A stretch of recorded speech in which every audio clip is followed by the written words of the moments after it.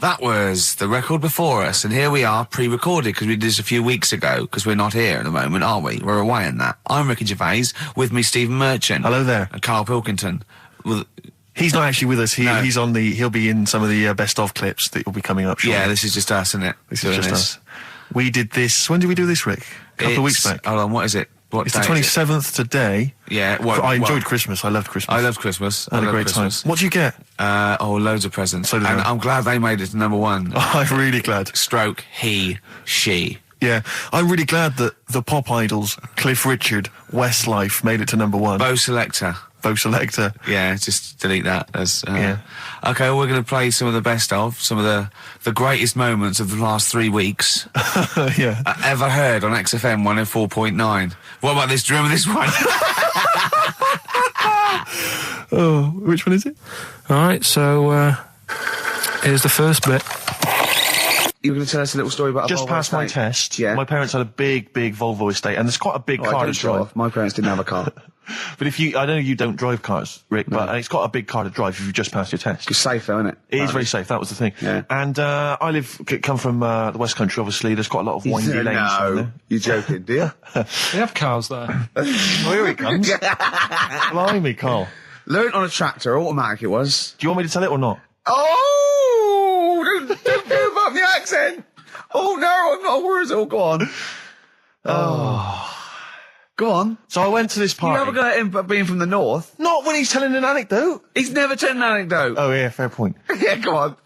So I went to a party, and I was quite excited because I had the car, the motor, and there was a chick heading down to the party that I was like, I had my eye on. And I thought, now I've got a car, and going to the party, it's going to be amazing, right? You glass and eyed, various friends had said, like, can we get a lift? I thought, yeah, groovy. Yeah, I'll pick up the chick as well, who's a friend of a friend. Yeah. So cruising down to the party in the motor, the Volvo estate, and there's nothing sexier than that.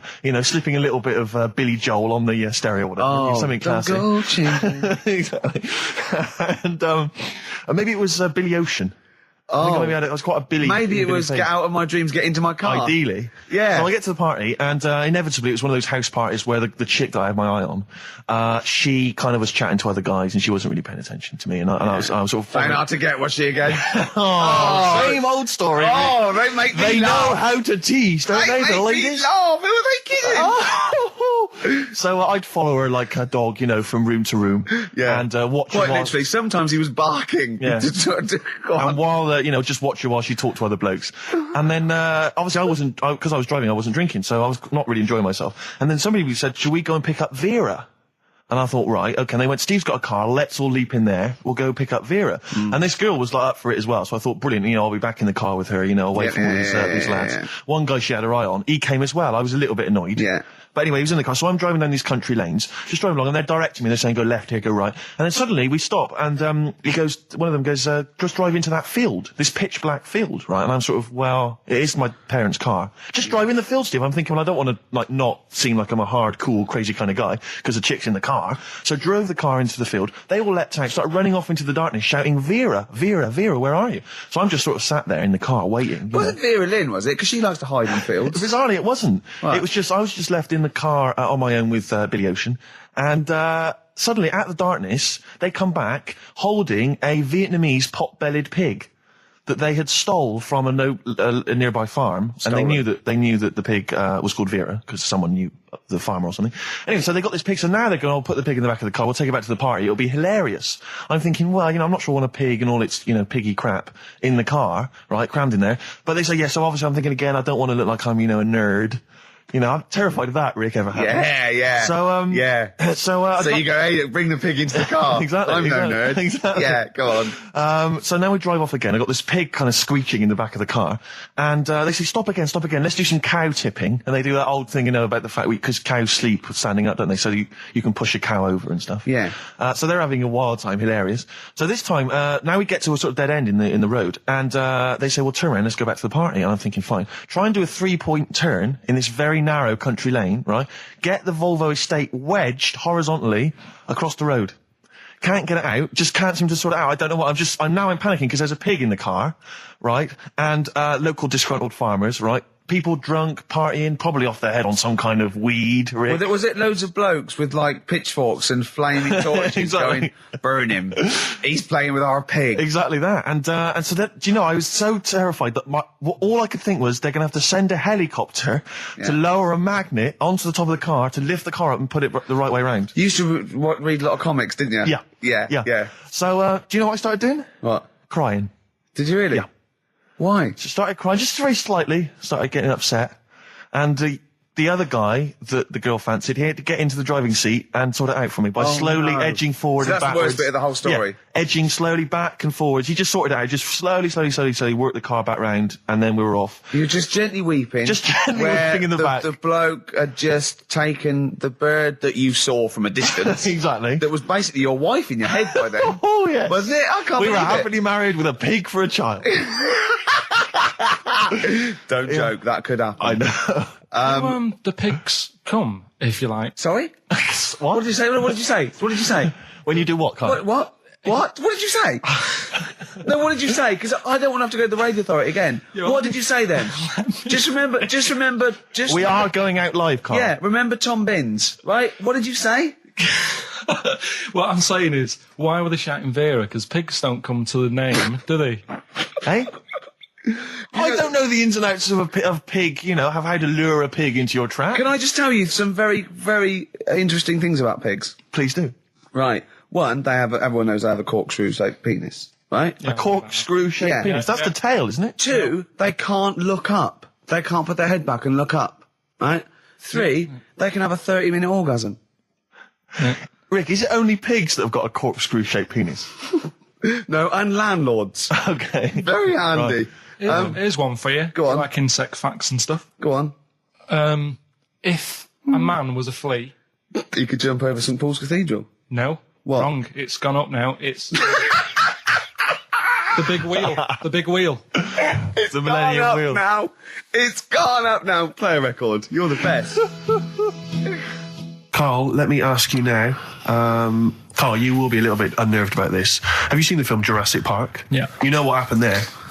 Well, according to the Sun here, it says scientists are planning to clone mammoths for a theme park.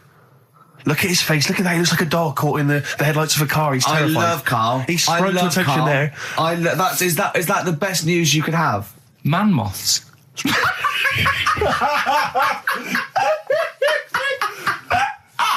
Right. Yeah, man moths. I Man love moths. the fact that that's why he was so excited that they bred a man moth. What is this? Yeah, it's a human being that hides in your wardrobe and eats an entire jacket in a day. Yeah. What do you mean, man moths? Mammoths. Mammoth, the big hairy cow heard of from the mammoth? Ice Age. I mean, elephant. You're not so excited about that, then? You can take or leave bringing back mammoths to life, but a man moth... A man moth is a different matter. Oh, if we'd have never brought that up, he'd have gone and told someone now. Yeah. You know, they've bred an half man, half moth. This and is that's what we that's how mean. things start. This is what we mean when you hear don't- these ghost Are you stories. slightly deaf? Is that it? When you hear these stories, is it? Carl, is English your first language?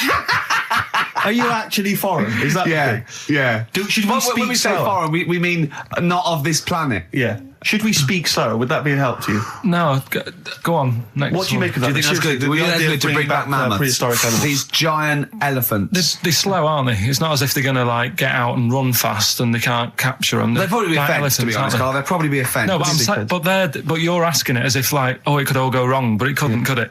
Well, Really? but the point was about Jurassic Park is they thought it wouldn't go wrong. They thought they had it all under Yeah, but control. that was and they- Have you learned dinosaurs. nothing from Jurassic Park, Carl? Dinosaurs would say, "Oh, think about it before you do it."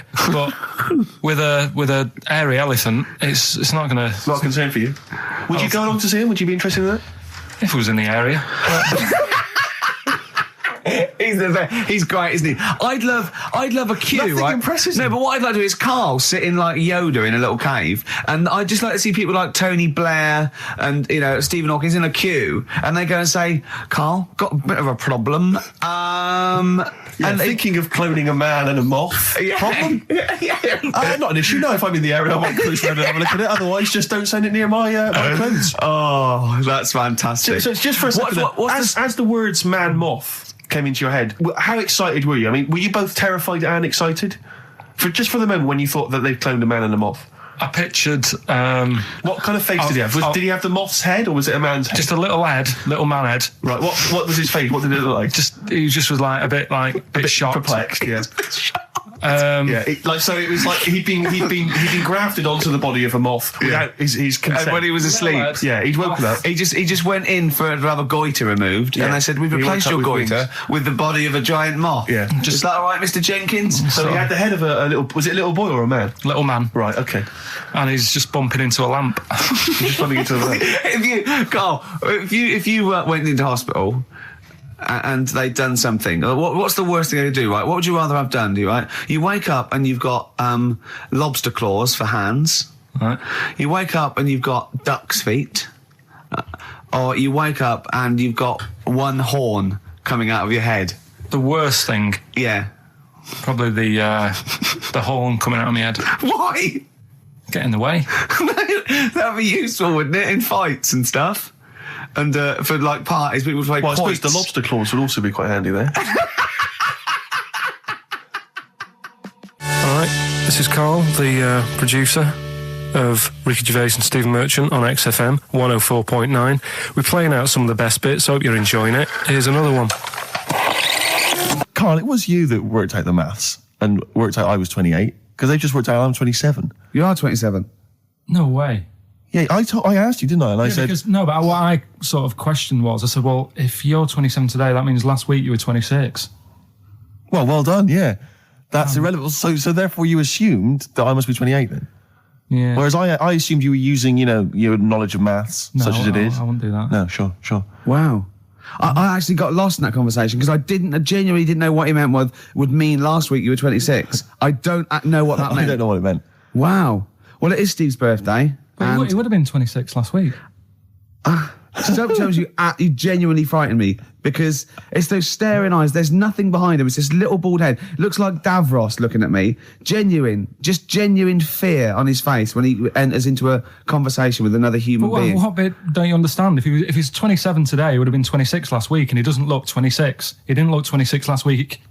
He looks older than 28 today. You've started on his birthday. You're still having a go at him. Carl, I don't look like the kind of hot stud that I actually am, but face facts, that's the truth, mate. Yeah, live with it. Get with the programme, jeez. Well, let's have a little bit of cake.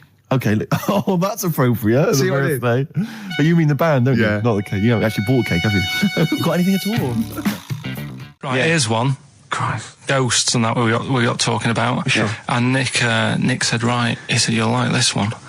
He said, my auntie was having loads of problems. Why are you whispering? It's not illegal to talk about ghosts on the radio. No, but It's hearing this. so the auntie's in the house and that, and furniture's moving about all the time. Oh, God. And they were like, no, this is... Steve, he told me this one. This is such rubbish, mate. No, come on, let's listen. I'm Let's going to leave it to you. do it. I'm going to sit back and enjoy it. I'm just going to watch your face, Steve. Right. Sorry, so they I missed said, the beginning there, Carl. There's an auntie in the house. basically, Nick's auntie, Right. in the house, things moving around all the time. And it was just annoying every time she tidied up. It was like... It's just annoying. Making a mess. It was one part annoying to two parts scary. Yeah. So stuff was moving around all the time, and they said, right, rather than Right, we need an housekeeper. rather than having the house a mess, until we sort this out. I've got the vicar coming round. Stop moving stuff around. Oh, yeah, go on. They said, That shouldn't be in the pants drawer. let's put all the furniture in one room, right? Right. So just have one room that's a mess, and have all the others empty. Because I love the poltergeist can't really... It can move wardrobes around, but it can't open the door to put it in another room. Yeah. Poltergeist going, I'm just making this room messy. I wish someone would open the door so I could... Go on. Yeah, but... So all this stuff's in this room. So they right? moved all their furniture into Everything, one they room. put like the drawers in there and everything, and it was really uncomfortable because they were all like on top of each They other. sat in the room with all the stuff. Yeah, they had to, because that's where the three-piece suite was. Okay.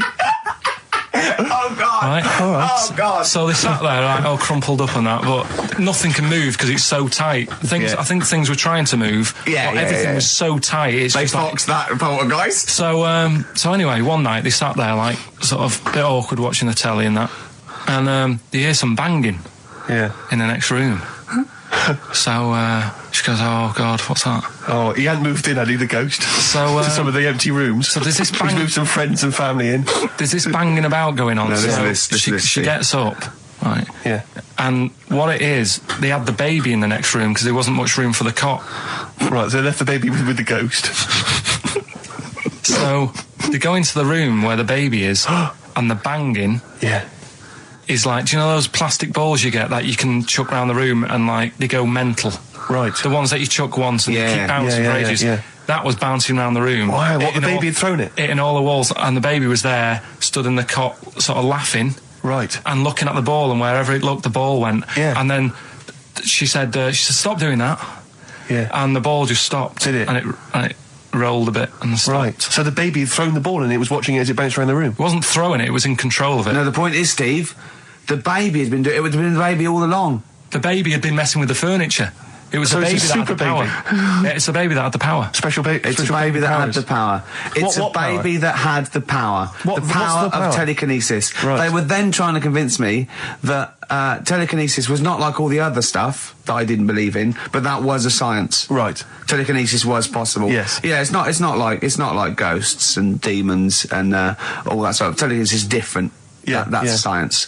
But Nick's auntie saw it, and I love the fact that you're telling me that someone else's auntie saw it, so I should be satisfied with that. Yeah. I should be satisfied with that. I mean, no. So does she still live in one room with all her possessions? No, I think the baby grew out of it. Apparently, it grew the up. baby grew out of it. So it doesn't use its telekinesis powers anymore? Well, no, it's like in Carrie, innit? She was upset for a bit, and then she got over it. Okay, I'm just gonna say one thing, Carl. That was a film. Do you want to play a record or? Here's a problem that someone's emailed in. We're taking emails today. If you've got a problem, a concern, or, just a general query that you think Karl could answer for you. It could be about anything. It could be about some of the big kind of philosophical questions. Yeah. It could be something to do with war or famine, anything like that. Or it could just be a personal dilemma, something that's happening locally. Anyway, this seems one that I think you and your father have probably come across this sort of dilemma in the past. Yeah. And I'd be interested to know what your take is on it. Let me see. This is from Lee Matthews by the look of it. He says, he lives in a suburban area where the local teenagers also live on the same road, and they're running riot. They're smashing wing mirrors off the cars. They're crashing into parked cars on their skateboards. And they're just generally making mayhem, night and day. What can he do to stop this going on? The parents of the kids don't seem to give a damn. Anyone who complains to them, they just say, "Oh, piss off." The police are useless because they never catch them in the actual act of violence, which is what they got to do to apparently convict them. So they don't know who to turn to, really. It's rather like when a little old lady went and got the A-team, and he was dressed as an elderly Chinaman. Exactly. She knew who he was. Colonel Decker didn't have a clue. Yeah. You see, it's weird because now it has got out of hand. Sure. Do you know what I mean? Like years ago when I was growing up on the estate, you had problems, but not like you have now. Do you know what I mean? Summers were nice as well, weren't they? Well, right. And police are getting shorter and younger. But you yourself kind of admitted in the past that you were something of a tearaway. You didn't do anything like these kids here. The thing is, I was scared that if I got caught doing it, my dad would go mad. Yes. And I remember smashing a car window by accident and legging it in the lounge and sort of pretending to go asleep on the settee. Right? Genius. And I heard a knock at the door. He chloroformed himself just to be unconscious when his dad came home. And there was a knock on the door, and I thought, oh God, this is a fella who saw me. I was chucking a stone in the air, seeing how high I could throw it. Of course you were. Did it keep landing on your head? That would explain a lot. And it came down. Chucking a stone in the air, love To it. see how far I could It's throw brilliant. So, I wasn't bothering anyone. Did you by invent that game? Right? Did you get the stone for your birthday? Go and play with your stone. He gave one to Suzanne. Karl, go and play with your stone.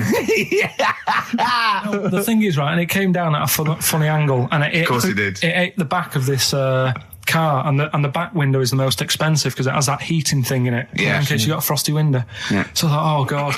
So I legged it in, got on the settee, went to sleep, knocked at the door. Genius. It's a brilliant plan. It's a brilliant plan. I couldn't be guilty. I'm asleep. So I love the idea. So the thing is, our lounge used to sort of you could see in from the door, right? So this family who saw me do it saw me asleep on the settee, and my mum said, "Go and get the door." And I sort of went, "What?" As if I'd been asleep. Yeah. I went to the door, like rubbing my eyes, and the fella said, "What did you run off for? I saw you." I was like, "Oh no." And I didn't see my dad. I went out. It was when he was working sort of evenings. So I went out so I didn't have to see my dad. And then the next day I came home from school, and my dad said, 45 quid. Ooh. That's all he said. That's all he said. Looked at me. And then you fell asleep when he went, wake up. You know what I said? No, 45 quid. Now the thing Carl. is, he didn't have to do anything. £45, Carl. Now, I know you were saving up for a brick, but you can't have it. Yeah. Just So, equally, if you're doing a bigger crime, a bank job or a murder. Remember to take the stocking off your head, because they wake you up and go, why have you got a stocking on your head? Just go, oh, I had a weird dream.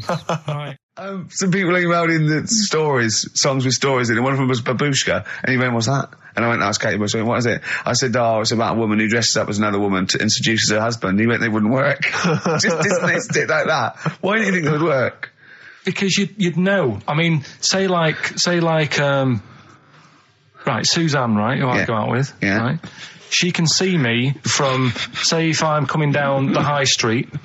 Yeah. She knows it's me by the way I walk. Right. So just the fact that this woman went and put a wig on, there is no... You haven't even heard the song! I know, but you're saying that she put a disguise on and he's like, oh, I fancy her, and he takes her out, and he doesn't know it's his missus.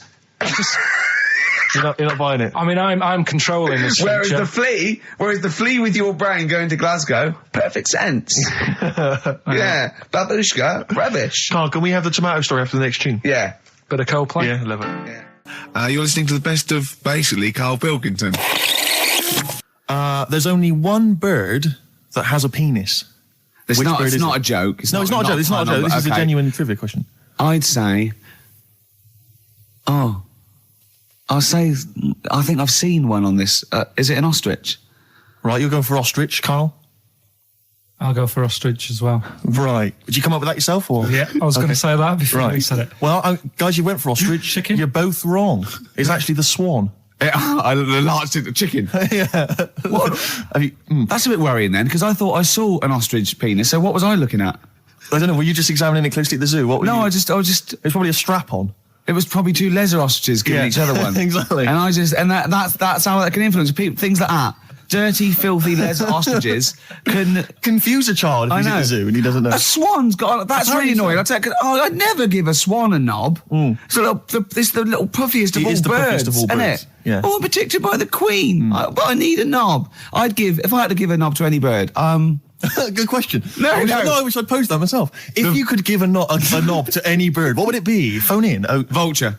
Of course, a vulture. They need a big veiny bang stick. Yeah. What about yourself, Carl? If you could give a knob to any bird, and don't make it rude. Or if I could give a knob to any bird, what bird do you suit up?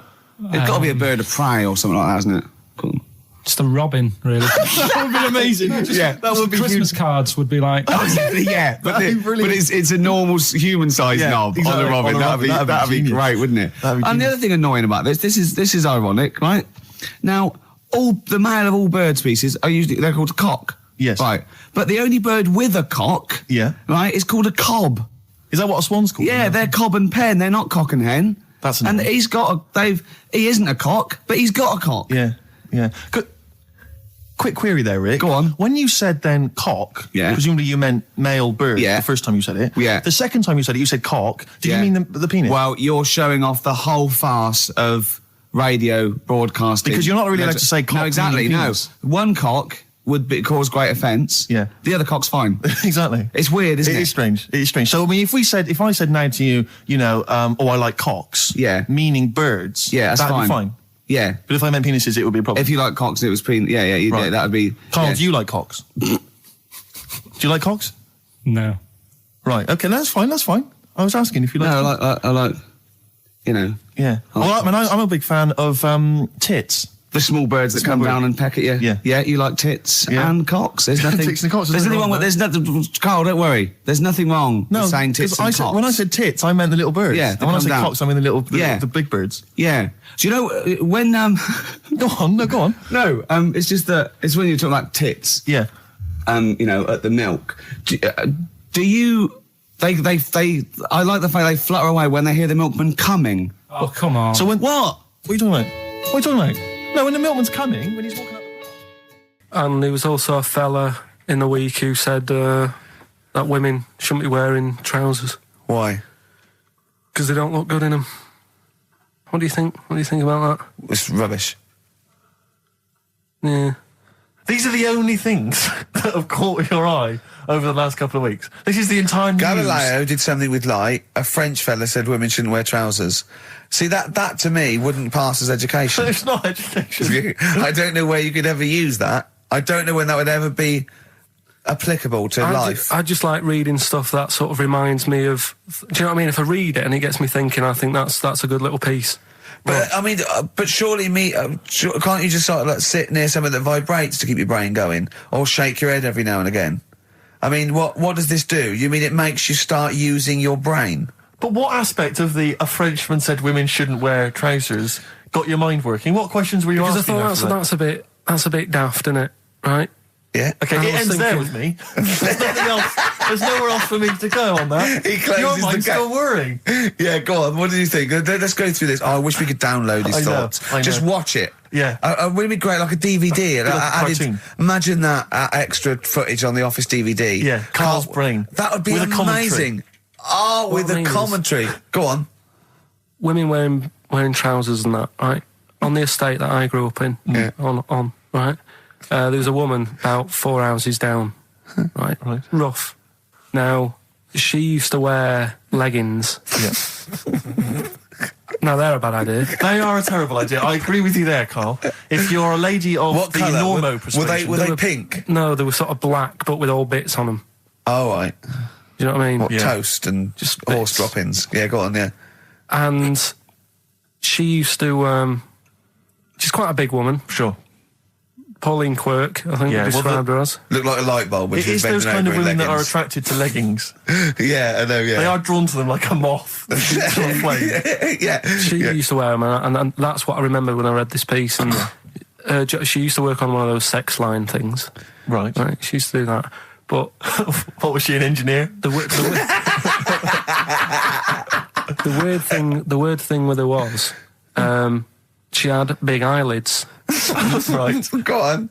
That were too big, and this is what I was thinking. What do you mean she had big eyelids?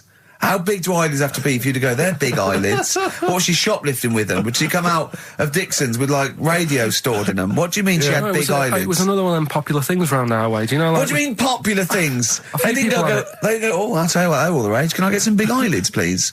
No. It was just like one of them things that people suffered with. Just big eyelids. They could hardly open their eyes. What do you mean? What do you mean? That's one of them popular things round where I grew up. People had big eyelids. They could hardly open their eyes. What does that mean? What sort of freak town were you born in? You had webbed feet people with big heads. You got women with big eyelids. What does big eyelids mean? Are you confusing her with the horse? Yeah. Did she have hooves? Look, what? Anyway, so there's this big eyelidded woman with the leggings. And that's what I'm saying to you, though. That's... When I read that story with people with trousers, I went from that to a woman who used to have big eyelids. I still know the point. But then, and also the other bloke who had the eyelid problem was a mate of mine. Right. His dad had it, and same problem, massive eyelids. I don't know what that means. I don't know what that means. I used to say to my mum, I'm going round to Dave's house, or and Drew say, Pete, as you call him. That's all right, but make sure his dad doesn't take you out in the car, because he could hardly see. He had to have his head. He had to tilt his head back to keep his eyelids open. Sure. Did he have a couple of matches with him at all times? What a load of gobbledygook.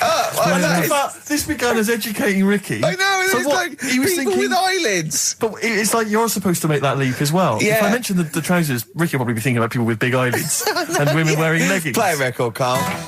Right, anyway, Rockbusters. Yeah, go on. I give a cryptic clue. Yeah. And a letter, and it makes up a band. He never said the word cryptic a few months ago. I love it. Do you know what I mean? I feel it's like our own little Eliza Doolittle. Yes. Right, even Richard will like this one. Mm-hmm. Here we go then. First one. There's three of them. Go on. And you email in. If this doesn't turn Dickie round, nothing will. This is an email-only competition. Email only. Right, here's the first one. Initial is B, so it's a band starting with B. Okay. And the cryptic clue is, I don't like them birds. They shouldn't be allowed in this area. I don't like them birds. They shouldn't be allowed in this area. Next one. Right, the next one. He doesn't like women, yet he's got a couple of kids. That's a bit weird. Is that a cryptic clue, or is that just a thought? a general point? Is that That's the cryptic clue. Okay. And the initials there are PD. Okay. And the last one. I've got that one. That's terrible. That's terrible. Okay, quickly. Oh, God. And the last one is that bloke who does. Come on! It's making me laugh. Come on, Karl. Be professional. Right, the last one. Right. I can't do it. It's making me laugh. Oh, come on. I'll come and read them then. No, hang on. Come on, Karl. Right, here we go. They don't do this on Blockbusters on TV, do they? No, come on. That bloke who does sport on telly. He's got a little kid, right? Initials DC. What? Right? Is that I'm the completely clue? confused by that. Was that the clue? Yeah, that bloke who does sport on telly. Yeah. He's got a little kid. Initials DC. Okay, is that a band? Or an artist? It's I'm not A gonna cheese. Tell you. This is a well-known sandwich. Is it? What is it? Is it a band or an Right, artist? so just quickly recap. That's, Okay. it's a Come on, Karl. Right, Come on. Quick recap. The first one is B. I don't think them birds should be around in this area. Right, that's B. Right. Second one, he doesn't like women, yet he's got a few kids. It's a bit weird. That's PD. And the final one, that bloke who does sport on the telly, he's got a little kid. Right. DC. All right, and it's ricky.gervais@xfm.co.uk if you want to enter for Hellraiser. Oh, I'll tell you what, continue with to do a little theme of like some old stuff people haven't heard of. If you're under 30, you probably never heard of this band. It's also a new thing I want to introduce. It's Show Up Camfield. Camfield talks the talk, he doesn't walk the walk, he doesn't play some rock classics on his show because he's scared. I'm going to play the tracks that Camfield's too scared to play. This is Kansas and Carry On Your Wayward Son, alright? Alright, this is Karl, the producer of Ricky Gervais and Stephen Merchant on XFM 104.9. We're playing out some of the best bits. Hope you're enjoying it. Here's another one. Coldplay, One I Love. That's for Nick, Neil, Olivia in Tower Bridge. Absolutely, and also Nikki from Bromley who emailed in. She's enjoying the show and she wanted a bit of Coldplay. That's the B-side of the current single. This is a great show, isn't it? We've got great music, we've got laughs, tears, we've got requests, we've got Simon Mayo games. It's just like Radio 1 for less people. Exactly. Radio 1 for less people. This is great, isn't it? So go on then. So listen, Guy, you were so excited about this game, weren't you, earlier? You came in with a hop, skip and a leap in your step. Although I must say, the phones are going mental. We're going to have to take some more calls. People love Carl. High and Dry is great. I mean, it works. That's it. Can we have a very quick... Just recap in case someone's just very quick Can you make it so High and Dry doesn't work now? Give us a bit of information that makes it different to High and Dry, or can't So you for those that do have just that? tuned in, Karl describes in a roundabout way a story which somehow is representative of a song. Is that right? Song title. A song title. Yeah. Okay. So this woman, she's all right. You know, she has a normal life, Pretty much. kind of. Yeah. There's probably a few things actually that she can't do thinking about it. But the main problem would be having a wash or having a bath or having a shower.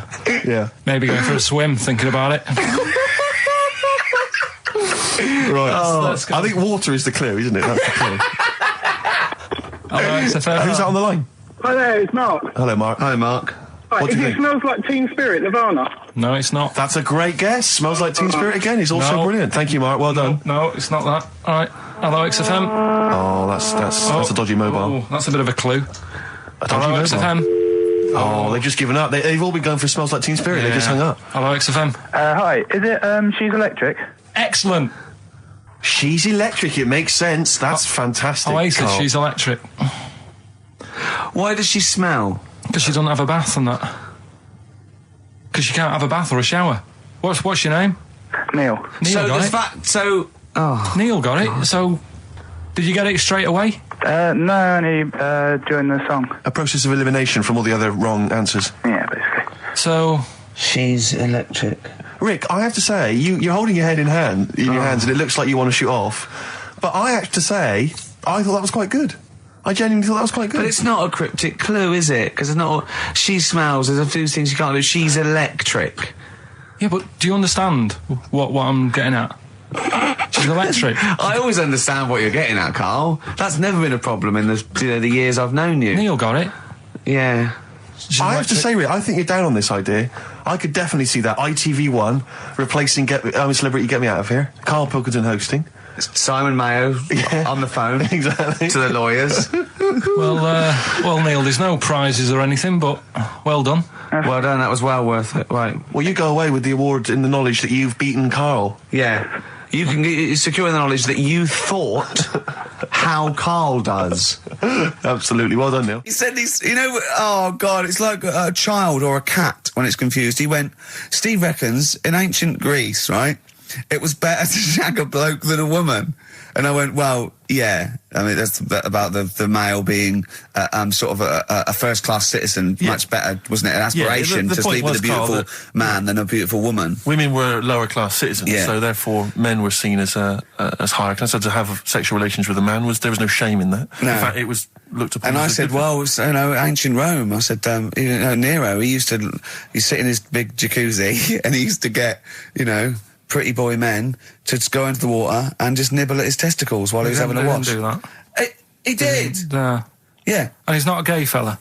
No, well, no. I mean, I don't know about Nero, but I mean, it wasn't a case of a big delineation between what was heterosexual and what was gay.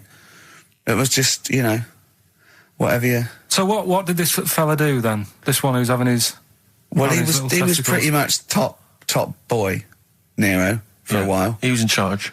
and and you did what you're told. If Caesar or. But why were people going round there? Why didn't they go? Oh, No, they weren't dropping in. It wasn't like the door was opening. I was going to see what Nero's doing. You'd have probably been like a delivery boy or a stable boy or something, and you'd have popped round there and you'd have gone, there, right, Nero, as the tablets of stone you wanted. And they go, Pilkington, why you are here? Pop under. I don't know why he's French. What is that? I don't know why he's French.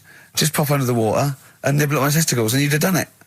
Because he was Nero. I wouldn't. You would have. Well, there's no way I would have done. Well, you would What have. have I done? I've dropped a pizza off. Yeah, you why put am I around to there? Nero's place with pizza. Right. Right, I'd say I've done my job. Right. Yeah. That's not the sort of tip I wanted.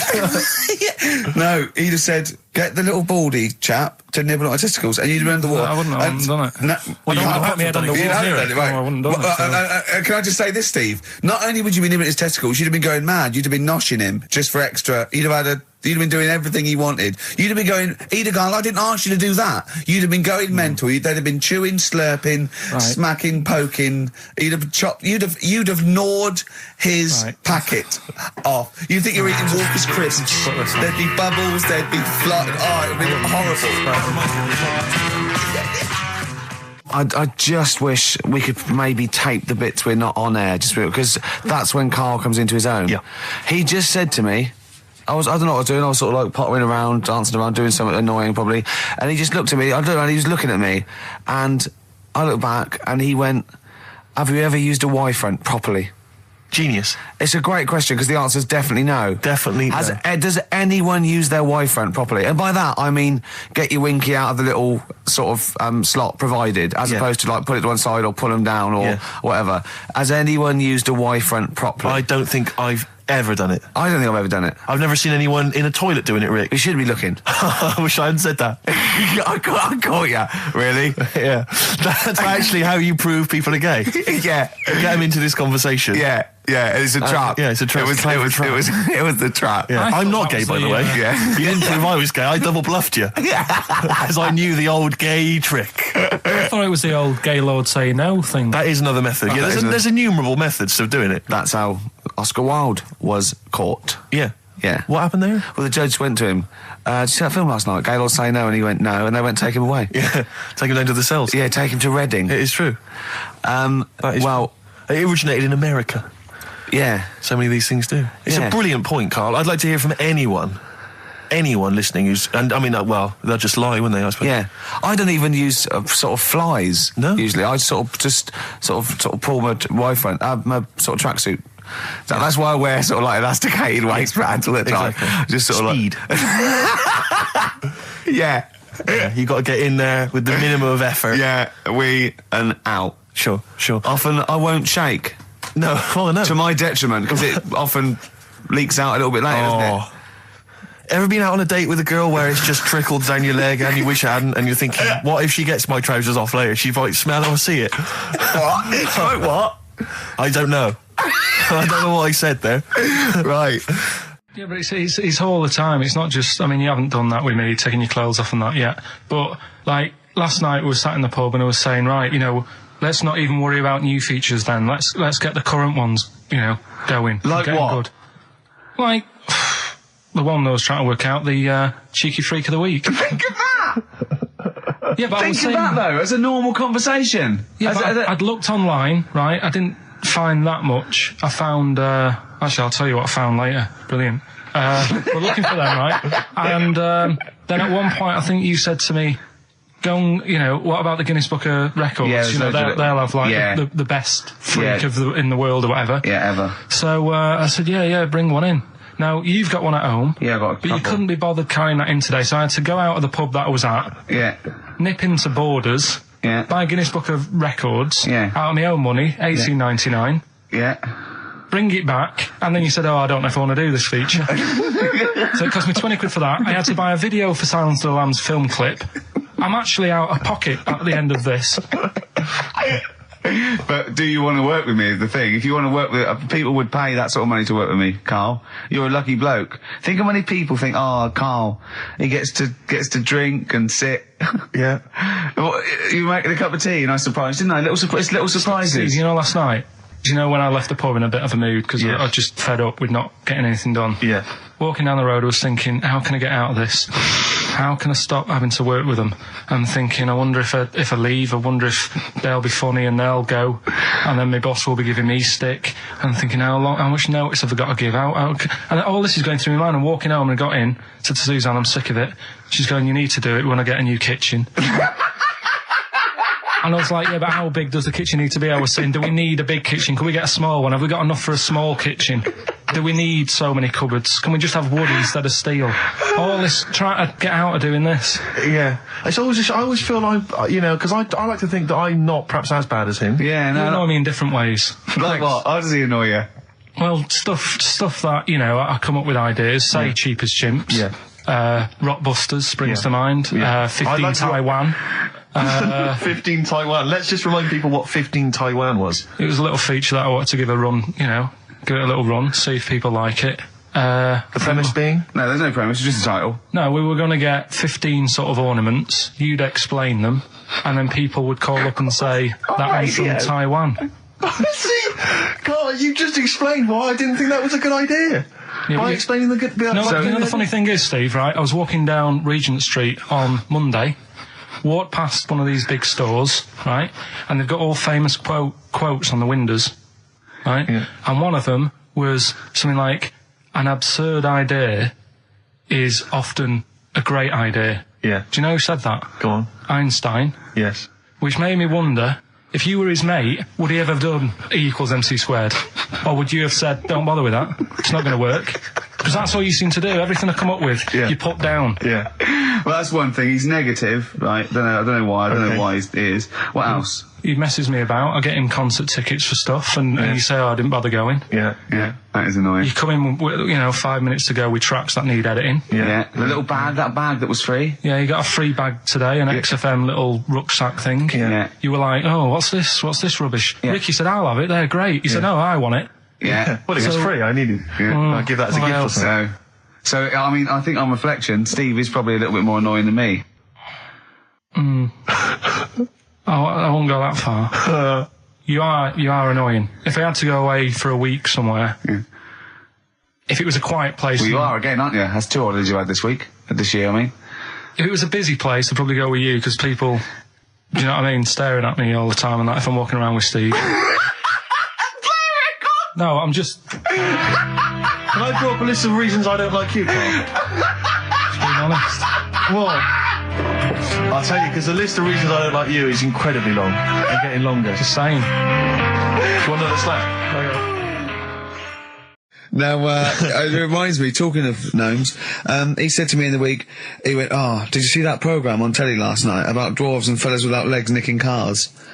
And I went, no. He went, oh, it's amazing, right? Because they haven't got legs and that. They scoot along and they can nip into a car like the Dukes of Hazzard. Explain more, Carl.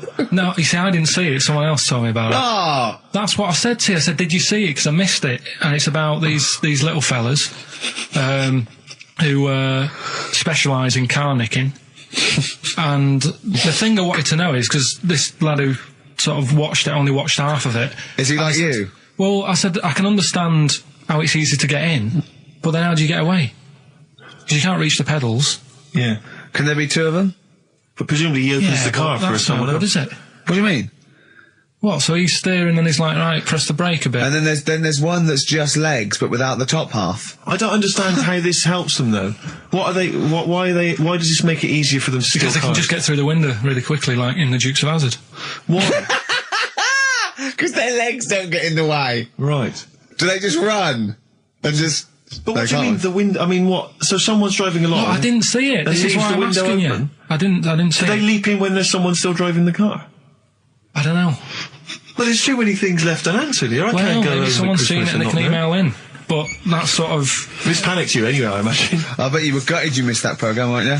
Well, I'm interested in stuff like that. Because I like learning, which gets us on to educating Ricky. Oh, excellent.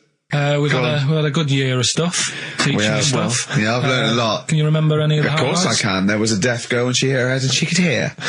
Yeah. There was also some people who ate tomatoes thought they were poisonous on lead.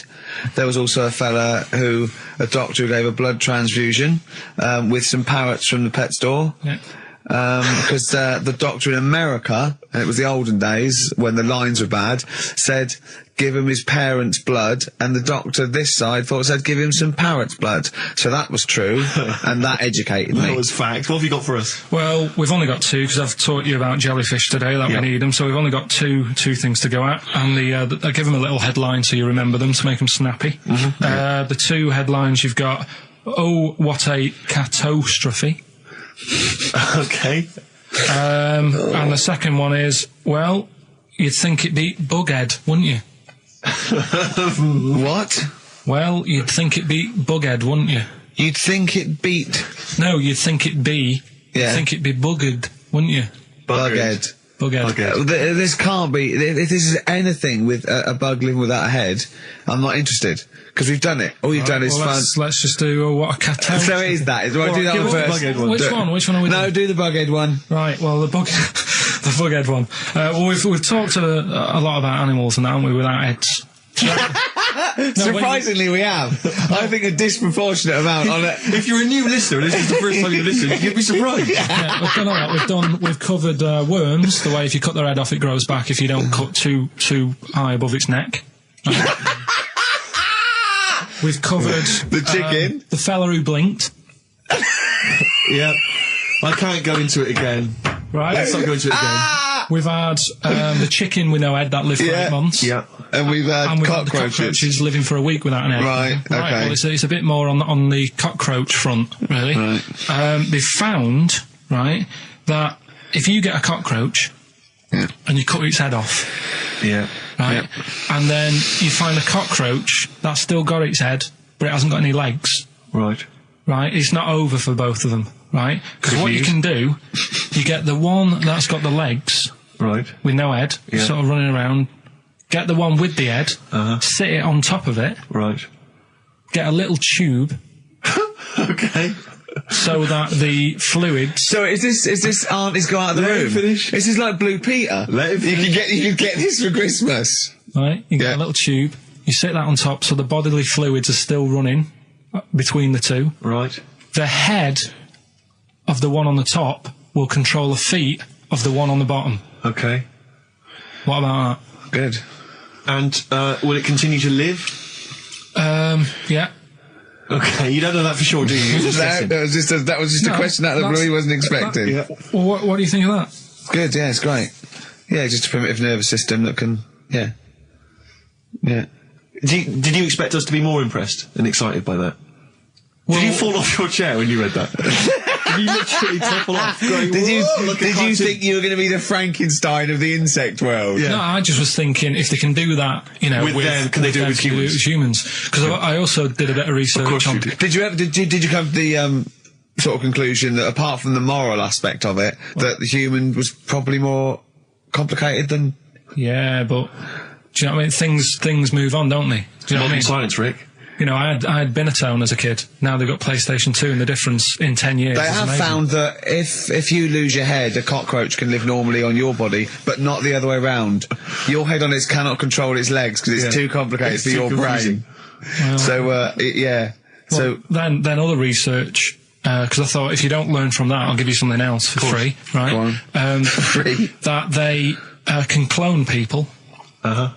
The only reason they don't do it, right? Say if like Ricky needed a lung, right? They could clone you and make you the same. But the only reason they don't want to do it is because it'd be a bit horrible, wouldn't it? So and it would take sort of 18 years for me to get an adult lung. And there's all kinds of moral implications. yeah. What do you mean, yeah? You hadn't thought of that? Because lest we forget, Rick, he ended with the only reason they don't do it is because it's a bit horrible and that. Which scientist said that? Right, let's That's leave a that then. quote. I'm just not on that. That's not it. That's not the other one. That's it. No. That was just, you know. We've got another one to come. Oh, I Teach us can't wait. the headline again. What was the headline The again? headline, oh, what a catastrophe. Looking forward to it. Mark. Yeah, a bit more counsel. This is from his covers album. This is called Snowbird. Here's the first one. They're not fascinating, Carl, but I'm just interested on your take, really. Yeah. What do you make of Cilla Black quitting Blind Date after her husband sent a message from beyond the grave? Are you familiar with the I story? didn't know that. What's that? She went to see a medium, and supposedly her husband passed on information through the medium, which was incredibly vague, but persuaded her to quit live on air. Well, it's about time, isn't it? If even dead people are saying, enough's enough. But I'll tell you what, though, talking about ghosts and that, do you know how I'm into them? Yeah. Right? How weird do you think this is, right? Well, it's not true. Before you say it, play a record. No, go on. Go on. Right, it's this woman. I don't even know if it's ghost, really. It's just a bit weird. Sure. Yeah. Sure. There's this woman, and she's not a woman, she's a kid. Sure. Okay. Sure. She's walking down like a street in her area. It's a nice day and everything. Everything's normal. She's walking down, and a woman comes up, cycling past, right? The woman on the bike looks at the kid, absolutely terrified, right? Got a really scary face on her. Yeah. The kid's thinking, why is she doing that? Yeah. Right? So anyway, she thinks nothing of it, goes, you know, I think she was playing in the park or whatever, goes and has a nice day. About 15 years later... Oh, right, yeah. She's, I don't know, I think she was going to work, right, on a bike. She was riding her own bike. Riding her own bike, cycling down the road. Oh, yeah. Looks at the kid. That's the thing that happened, like, 15, 20 years ago. Right. It's her on the bike looking at her as a kid. Right. What is it? Not another child. No. So it's her, she's seen herself. Carl? I mean, I don't know where to start. Firstly, where's this information come from? But I mean, why do you ever... I mean, I don't know what part of that you think can be true. I mean, honest, I'm speechless. I don't know what to say. What are you talking about? Bit weird, though, isn't it? But it's not true. It didn't happen. Nothing happened like that. She said it did. Well, she's wrong. She said she saw herself. She saw herself as a kid, didn't she? Did she carry on riding And as an cars? adult when she was a kid. Did she stop and talk to herself, or did she ride on by and think, that's a bit weird, there's me as an 8-year-old. I won't stop, I'll be late for work. Yeah, if I'm late again, the boss said he'd be in trouble. Yeah. Oh. Well, And where is this information? Did it happen to someone you know? No. You overheard it on the bus? No, it was in the 14 Times. Oh, right. Well, Okay. that's the answer. Good. We've Okay. got to the bottom of that. Right, good. Acid, I would sort you out with some science. Brilliant. I forgot the puns in mine, didn't I? I forgot the puns. Go on. Right, so, you asked to sort of be taught some science and that last week after being taught about war, so, did some research. And, there's a few things, I think we'll just cover one of them now. Go on. We talked a lot about hairy kids. We have discussed I that a love lot. the fact that Simon Sharma has never started a programme like that. The Jacobites. We've talked a lot about hairy kids. Go on. It's a little bit. I mean, it's not your traditional science stuff, but it's still More left interesting, field. and it's a little bit. You know, it's still. Yeah, we've talked about hairy kids. We have disproportionately, honestly. I think this show's talked about hairy kids more than any other radio show. Well, it's one that. Sorry, I noticed both of you there dropped the H, or the H, or however it's I had to, 'cause So it's airy kids, means yeah. hairy. Yeah. Hairy children, not Yeah, sort of airy, kind of light-headed or... Yeah. Well, there was the case of the one who lived in China. Yeah. And Which was weird for two reasons, wasn't it? yeah, Well, go on. one was like he was covered in hair, That's already weird. and the doctor sort of checked him over and said, "Well, yeah, he is hairy, but he's quite healthy. Apart from he had a little bit of eczema and a boil." That was the main bit of the story, wasn't it? Yeah. But this one, right? We have sort of talked about it, and you weren't having any of it at the time. What? This next bit of science I'm telling you about. Go on then. Right. Remember when I told you about a lad?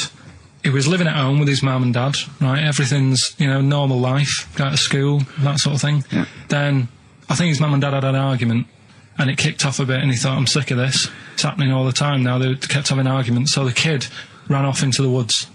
Oh, Yeah. Right. God. Now he left. He went and ran in the woods, and he ended up living with some monkeys. Right. Right? And he thought, this isn't a bad life, there's no arguments going on. Sure. He was getting on with them. And the weird loves thing bananas. is, this is where the science bit comes in. Oh, yeah. Sure. He grew a load of hair on his body. That's not true. It's not true. It is true. It's an acquired characteristic. I bet someone will back me up on this. But no, you can't. You can't grow hair like that. You might get a little bit more down here. They might the erectile tissue might, they won't fall out as much. That would, but you don't actually grow a big mane if you're cold and you're a human. Well, he did. This lad did. I know it sounds a bit strange and that, but he was living with the monkeys, and because it was cold, his body reacted to it. Listen. He was no hairier than he would have been if he was walking around naked on a cold day, with or without living with monkeys. The fact that he was living with monkeys makes no difference. No, I know, but I'm trying to get, picture it in your head what it's like. Although Mickey Dolenz was always pretty hairy. Right? So he was living with them, and he went into town or something one day Oh, yeah. to get some food, and the people there were like, hang on a minute, that isn't a monkey. Well, he went in naked. No, he was there covered in hair. Yeah, but naked, but covered in hair. So it was decent. It was. Yeah. But they that was the weird thing. They thought it was a monkey in the shop. And then So they went, presumably he had a big long beard as well, because he couldn't shave, could he? no, he just covered. He looked like a monkey. And they were happy to serve the monkey, were they? There's a monkey, he's How buying did he a walk? newspaper and How some did he milk. walk? How did he walk, Carl? Did he walk upright or whistling along? The picture that I saw on the internet, he was on all fours, but I Course don't he know if was. that's when he was Course he running was. away after they'd sort of, realised he was a kid. But this was a So he was picture. a kid as well. He wasn't even like an adult with a beard. No, he was a kid. Brilliant. And The the beard people kicked in a little bit. So earlier. listen, so the Go on. people caught him. You're an idiot. The people caught him. Yeah. Shaved him. Right. Got it all off. Didn't grow back again. Right. It You're an grew. idiot. Well, like I say, people will have heard this story or read about it. You're and an they'll- idiot. And they'll email in. They don't let me down. And they'll agree that you're an idiot. No, they'll have seen the story. You're an idiot. So there's a little bit of science. You're an idiot. Libertines, Time for Heroes, and XFM 104.9. Right, okay, so have you got anything that is science as opposed to nonsense? Well, Kid went off with some monkeys, grew hair, came back, shaved him, it didn't grow back. I mean, just think. Right, something else. there's a few things I found. Yeah. There was a fella Oh, God. who had hiccups for 69 years. That was a bit annoying. Yeah. Yeah. There's the dog with the wig that we've discussed. Imagine if you just tuned in.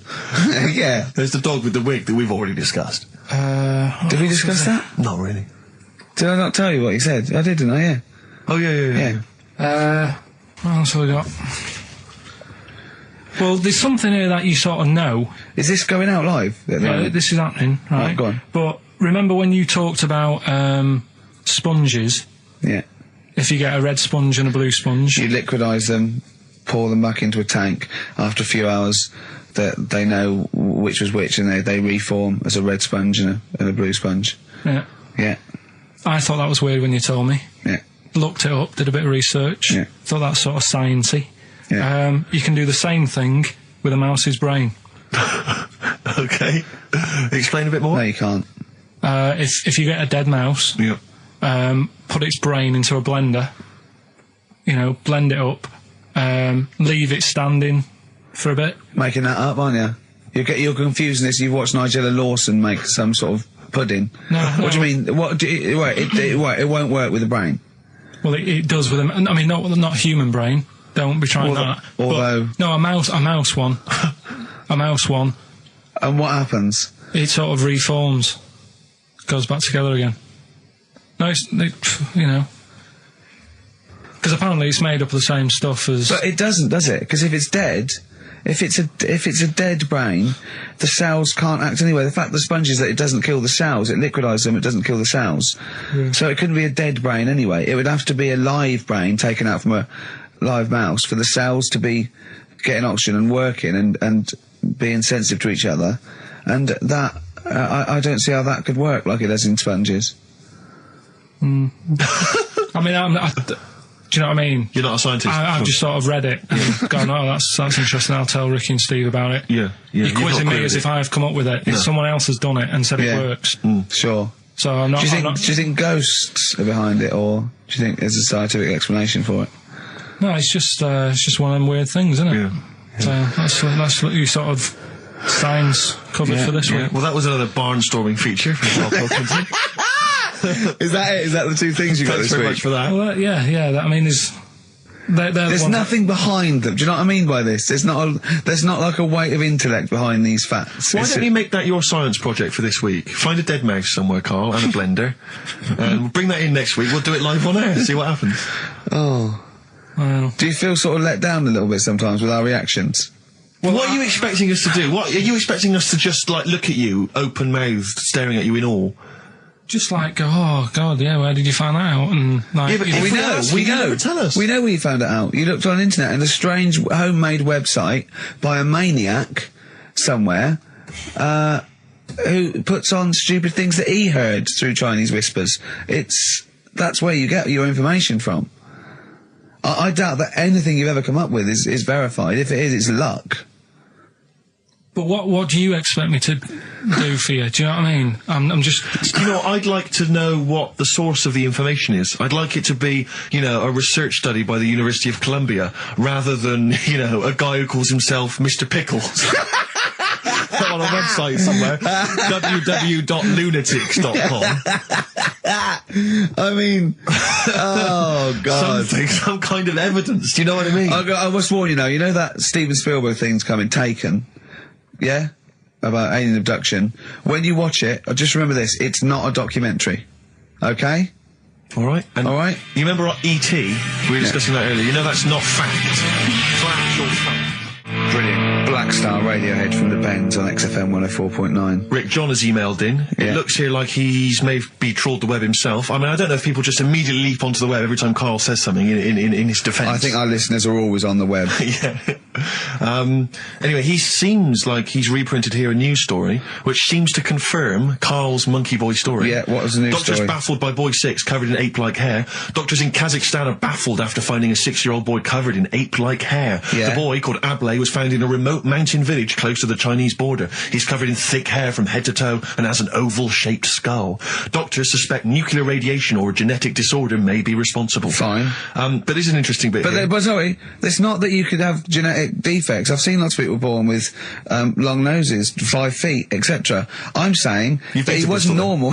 he wasn't normal, and then went to live with monkeys and grew the hair. Well, that's no, my true. point. But it says his mother and father are distant relatives. Such marriages are common in the Kazakhstan mountain hamlets.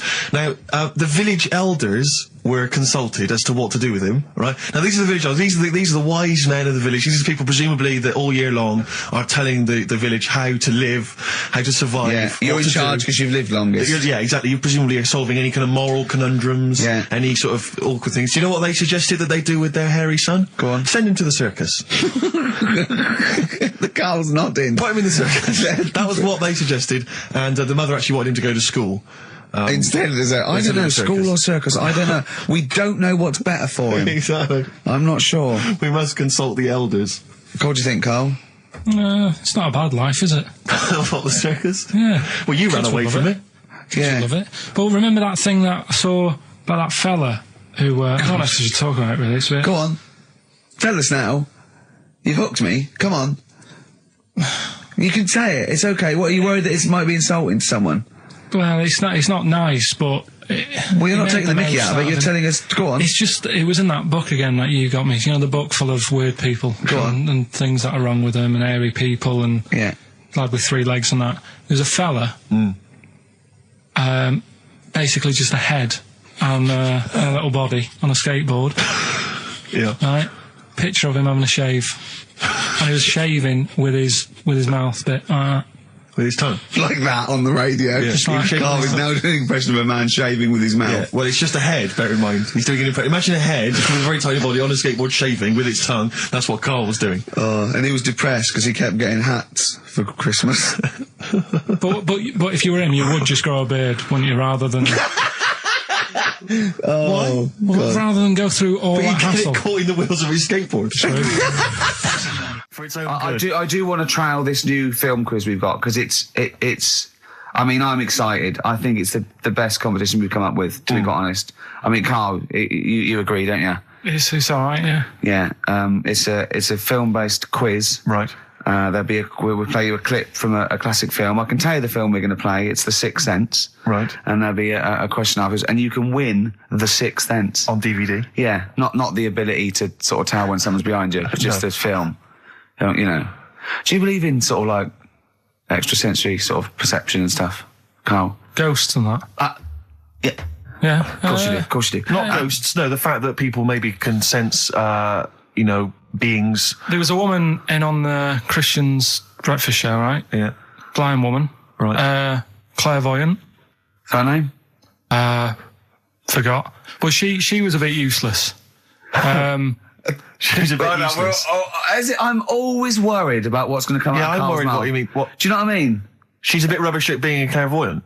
Yeah. Right. I mean, I think if you're not that good at something, don't go on the radio and do it. Carl, you better leave.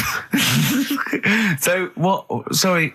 Well, she was saying. So like, what was the relevance of her being blind? What was that for? What did you I tell me? just thought it was a bit weird. I think she was using that because the fact that she can't see living people, but she can contact the dead ones. Yeah.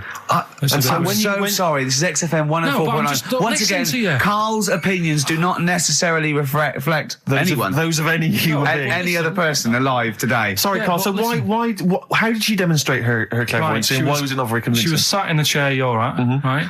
And people called up and said... I sensed that. Weird. They called up and they said, right, can you have a word with me, Gran? Yeah. And she goes, yeah, she's dead, isn't she?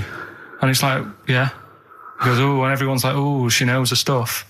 It was 50-50 to be fair. Yeah, and especially with a gran, because the person sounded about 35, so the chances are they haven't got a gran anymore. Yeah. And it was just Unless stuff it's the like, fellas from Busted, because they, in the year 3000, they've only got to a great-great-granddaughter, and that's 1,000 years, so presumably, they can live a lot longer. yeah. I just wasn't convinced anyway. I don't want to diss her because, she came in and she did her stuff, and if people believe in it, I'm not going to put it down, but it just was a little bit You odd. believe in it. You just think she didn't have the real power, as opposed to it being rubbish. No, whatever.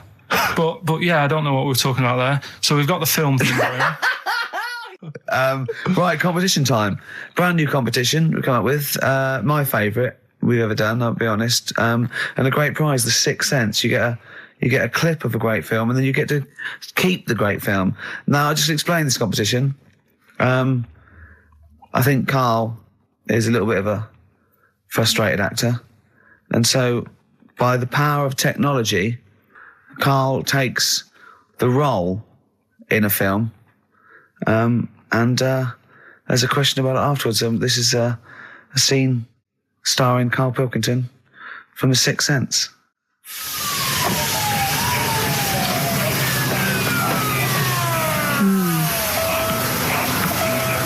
Jeez, I hope nobody got hurt. Be all right? You're very quiet. I'm just thinking about stuff. So.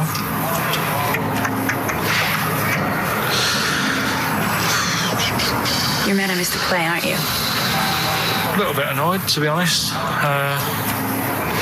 Went down a storm playing the drums in Little Donkey, but your loss.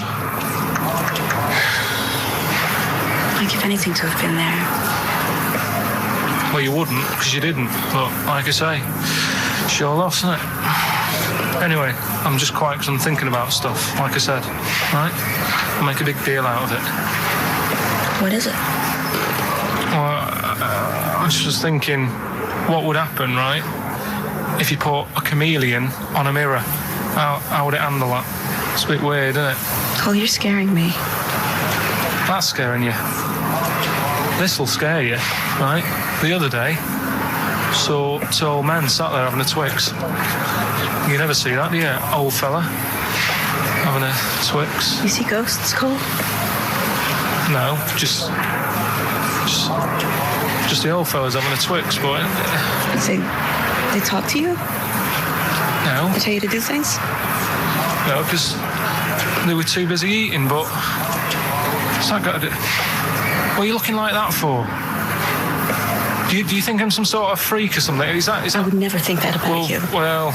Ever. No. Got it? All right. Well... Well, it's a very chilling scene, that. That is great. Oh, that is fantastic. It's a very spooky scene from the film The Sixth Sense. Rick, I think you've got a question. Well, yeah, I mean, Karl played it wonderfully there, the role of the child that sees weird stuff. But who played the original role? What was the name of the child actor who played the original role? It's email only, ricky.gervais@xfm.co.uk. You can win a copy of The Sixth Sense. But I think we can probably play it again later for those that missed it, or those that caught the tail end, or those that need another reminder. Yeah, you got to get your, it's 15, 20 minutes, get your answers in. We'll pick a lucky winner, and then we'll play it again, because I think that I think Karl can go to Hollywood with some of the things I've seen there. Absolutely stunning. Absolutely stunning. Ricky.gervais@xfm.co.uk. I'm going to play a track now. We tried to play it a couple of weeks ago, but it jumped. So I got a new CD of it. It's Papa Garcia, and this is Natalie and Nusi. Letter to Hermione, David Bowie off Space Oddity album, XFM 104.9. See, I don't know where. I thought you'd sort of learnt a little bit, Karl, what is an interesting fact and what might just be a mentalist online. Do you know what I mean? Do you know what point we're making here? Why the truth is so much more even a little bit, even something that's just, mild, but is definitely the truth, is so much more interesting than just wish fulfillment of truth. To me, if it starts with there was this ghost, right, it's not interesting. You could say anything. There was this ghost that could turn custard into wine. It doesn't matter. There was this ghost that had 9 heads. Doesn't matter. Doesn't matter. There was this Carl's looking at you going, there's a ghost that can turn custard into wine. Yeah, it doesn't matter what you say after that. There's a ghost that can swallow alligators whole. The premise means it's not true to me. Do you know what I mean? It's like people say, you know what? God, right? He's incredible. I'll stop you there. The fact that he can make the earth in 7 days, well, you've lost me already. Do you know what I mean? Whereas someone says something like, a cockroach can live 5 days without a head, that's interesting. That's interesting. Right. Do you think when you die, they say, you're a ghost, this is going to amaze you. You can go and you can spook people out. Yeah. Do you like custard? Come over here. No. Well, if you don't, you don't. Do you like wine? Of course I do. Oh, you are going to love it. You're going to love being dead. Love it. I've lost all my loved ones. Yeah. Do you see what I mean? It's what your sort of beliefs are based on. Mine are sort of on, I suppose, logic and science. And so I'm amazed by the world. And so the Iceman, why does that amaze you? What's like, ooh... Well, they found some part of our preserved past. It's interesting. Again, I'm amazed by anthropology and evolution. Yeah, it's just that line on its own like that. They found an Iceman is great, but then it went on, and it's going on about they've had to get different people involved to find out how old it was. Because first of all, the story started off right, an old fellow on holiday somewhere. Where did they find it? In Sweden or something? and he was walking in the hills. And He was walking in the hills. in heels. Was he a transvestite? In the mountains. Oh, right. In the hills. Yeah. Yeah. So he's walking about, and he sees this body in the snow, and he thinks, oh. So he calls the police up, and they come and have a look, and he goes, oh yeah, it's probably a murder. So then they dig it up and find out he's got hold of a spear in his hand. Right, and he's dressed like Fred Flintstone. Yeah. Right. And they realise it's probably not a recent murder. Right. His knuckles are dragging on the floor. He's Yeah. a Neanderthal man. They Yeah. think, hang on, Karl Pilkington. But when they found out, hang on, it's an old thing. It's an old thing! Can it? If it was a murder recent, then you'd go, hang on, how did this happen? Who does he belong to? Yeah. But the chances are whoever murdered him is also dead. 5,000 years ago, probably, yeah. So leave it. Just bury it. I don't think it's a murder investigation. No, but they are. It's not Quincy going, this was before my time. It's not a murder investigation. Yeah, just one thing bothers me, sir. Just one final thing. My wife loves you, but this guy. That's how they were Why treating would him. he have a spear Yeah. and a leopard skin? I just can't. I can't get over this. What are you talking about? That's what I'm saying. What are you saying? Right, shut up, everybody. What are you saying? You've got one chance now. You've got to ask me a question, and I will answer it the best way. But what are you saying? What is your question? Right, he probably spent a load of money trying That's not to a sort it question. out. That's not a Yeah, question. but let me tell you what I'm saying, right? They're probably spending a load of money finding out stuff about this fella who died. And even if he wasn't murdered, he'd be dead by now anyway. So get over it, right? 3,000 years ago, he died, right? So then they start messing about with it, saying, well, how did he die? Well, it doesn't matter. It was ages ago. Then they start digging his belly open, seeing last meal that he ate. Yeah. Oh, he ate seeds and leaves. Well, no surprise, really. There's now else around. Again, spending more money. Someone's been paid money to sort that out. Then they bury him, and then said, hang on a minute, are you sure that he died by, like, a spear? Let's dig him up again. So they dig him up again and find some splinter or something. I don't believe they buried him. They did. Well, in some sort of fancy coffin so everyone can see him.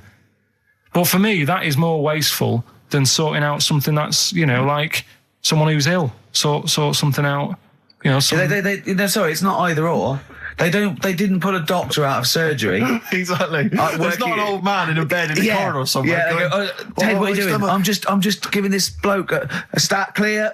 No, look, we found an old fella in a skit. Okay, okay, you take over. It's not either or, Carl. What are you talking about? It's scientific research. But don't you see why this is fascinating? It gives us an insight into how we lived 3,000, 5,000 years ago. That's an incredible historical document. What if it was your equivalent? What if he was like the Carl of the time, and there's people, ghosts now through there going, "Oh God, I don't believe it. They've dug up Carl.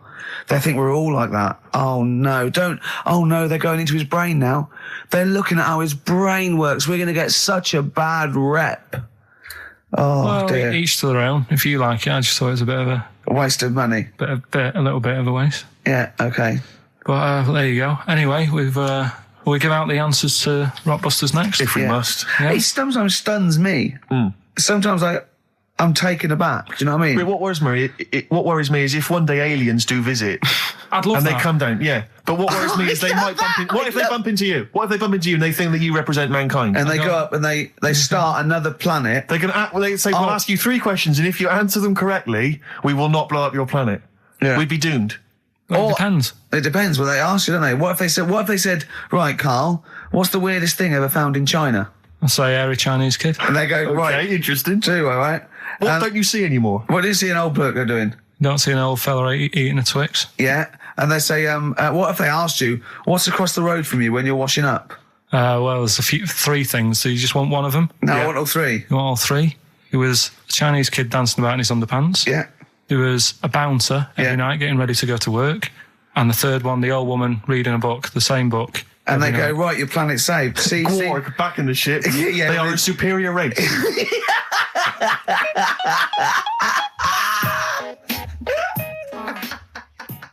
I just always find that thing that if, you're used to living with someone, one of you will go, let's go to bed, then you'll go, all right. But when you're on your own, you go, You just forget to go to bed. I just stay up. Okay, stop eating now, Carl. You've ate all the food. That's just the plate. All right. Okay. Yeah. No, I stayed up and watched, there was a thing on about Dracula. Right. What, Dracula? And I found a flaw in it. Go on. Not the fact that he's the living dead and his No. and drinks blood to stay alive and he doesn't reflect And he can in turn into a mirrors. bat. Well- and you can go on. The mirror thing, you can't look in mirrors, can he? Well, he can look in mirrors, but he can't see himself in a mirror. Yeah. Right, that still doesn't work. Go Okay, on. go on. It doesn't work at all, Carl. It doesn't work Go anyway. on. Well, Centre parting's always really neat. His centre parting's always how really does he do it if he can't look in the mirror? Blood on the floor or something it was called. Rubbish.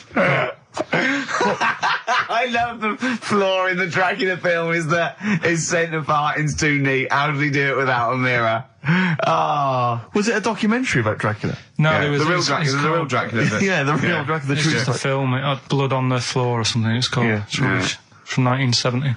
Yeah. Right, but you know- stayed up and watched that. You know there aren't Yeah, really that's right. vampires in that sense. Yeah. Yeah, but it still annoys you that his centre parting was too neat. Well, if you're going to do it, do you know what I mean? I'd like to see him with a fringe sort of pushed forward and maybe a hood up, alright? Come to suck your blood and that, alright? Yeah, just bits of tissue paper all over his face where he's cut himself shaving. I can't see bloody mirrors annoying me, alright? I'd love to see that. A little mank Drac. That'd be great, wouldn't it? Well, that might be a film that we do in our movie. Mancula. Just getting onto that. Mancula. Count Mancula. Alright? You got any rave? You got any rave music? Right? Huh? Got any Oasis like that? That'd be brilliant.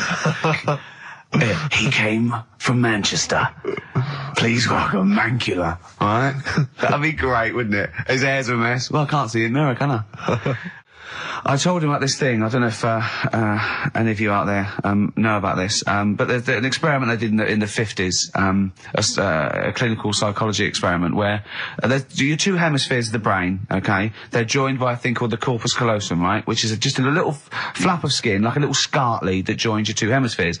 And what they did, they cut that in half, and they thought it was a cure for schizophrenia, but what it turned out to be, or epilepsy, I think, I can't remember, was that your two sides of your brains didn't function together. You couldn't get information. I was telling Karl all this thing, and one of the things I told him was that they did it on a monkey, and it fought itself over a nut. Like its right arm was connected, by its left lobe of the brain, and it was fighting over itself. And Karl went, instead of like thinking this is amazing experiment, he went, would it have been happy if you'd given it two nuts? Yeah, I know.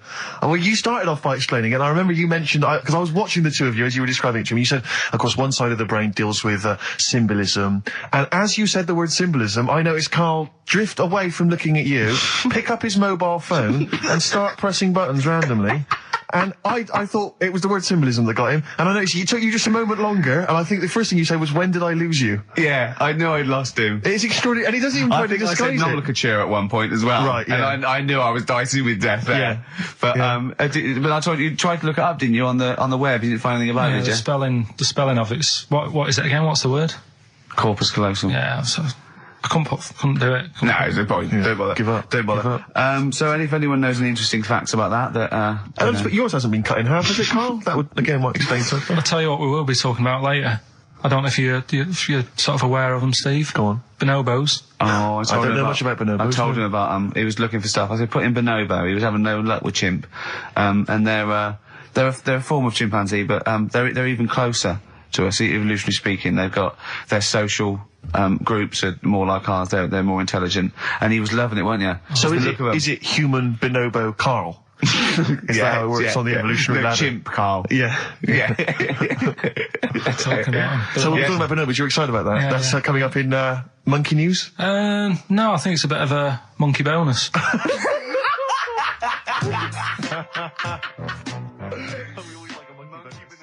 Okay, this is Karl in the classic The Shining. And what's the question? Well, we might ask that afterwards. Okay then.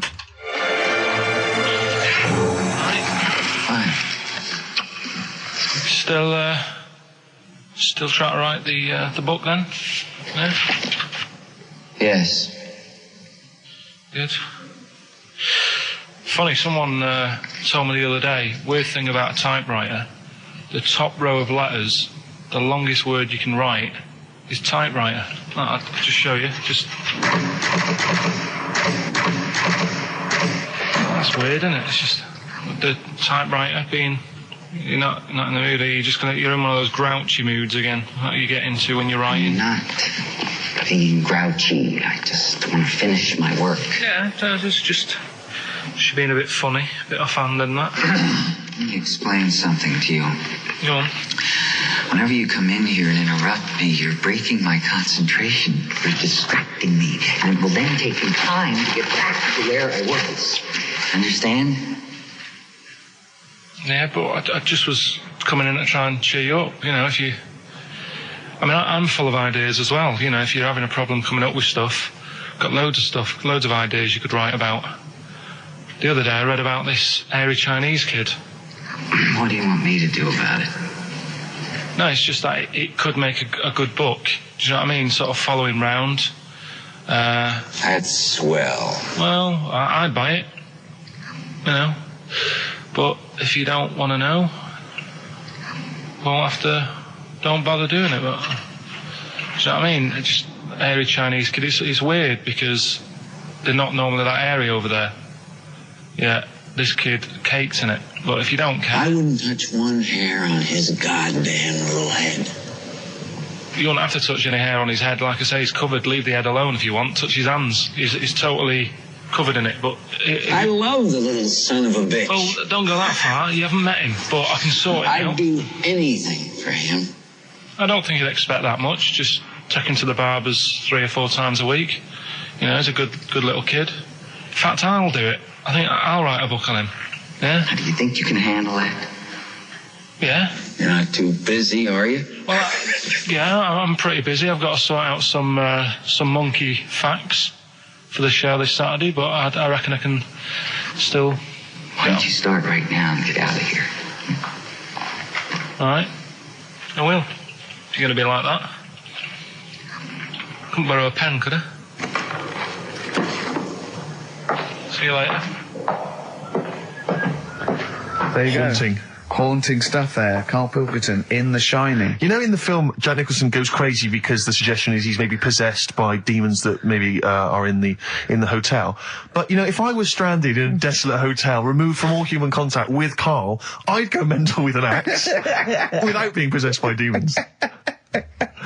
That's more chilling to me, trying to get some work done and you keep wandering in. I'm trying to get Karl to spend a couple of days in the caravan with me, just for the head of it, and he won't. I've offered him money, won't I? I think it'd be a great laugh, won't it, Karl? Oh yeah, great. That would be terrifying. No, I want to film it. I just want to film it. Like a little video diary. There's Karl there, he's just waking up. Well, if I was stranded in that would be like being... I may as well be with Freddy Krueger and Jason Voorhees. That's more scary. The thing is, Ricky doesn't mess you about as much as he messes me about. No, you see, you've given him an inch. You've given him an inch and he's taken a yard. 12:30 you got in today. In 30 minutes between 12:30 and 1. The old bin lid on the head. He wanted to do that again. Yep. Squeezing my head, think he had a go at. And karate chop on the back of the neck. Yeah. All in 30 minutes.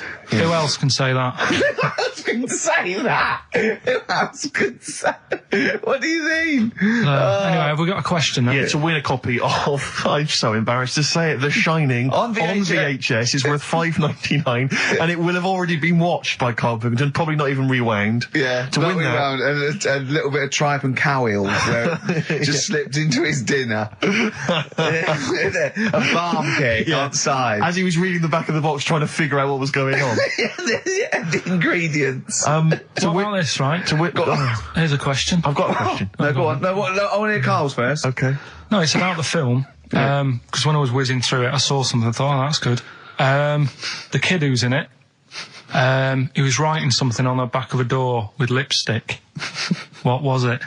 Well, that's a tricky question. I can't remember. Nor can I. Right. So the kid in it was writing something on the back of the door. Is that going to be too hard for anyone? Let's see if... I mean, I wouldn't be surprised if there's somebody... Right, the phones are going, so it might be. Yeah, but this is email, isn't it? All right, Ricky.Gervais at xfm.co.uk. What was being scrawled on the back of the door by the little kid in The Shining? To be honest, if you know that, it means you've probably already got it and you've watched it about 8 times. Yeah. Fair enough, though. All right. It's something, when I was looking on the web, found something out. Go on. It's a story about a woman who had a baby. What are you talking about? What? A woman Yeah. who had a baby who was having a baby. It was no clearer when you repeated it. No, Carl, I don't know what to do. I don't know what to do for the common good, right? Pursue this line of inquiry, right?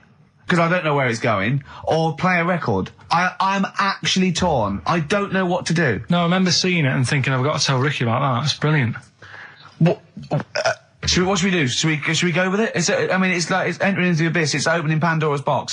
It's peeking. It's going down to the cellar. I've got a couple of questions, though. Go on then.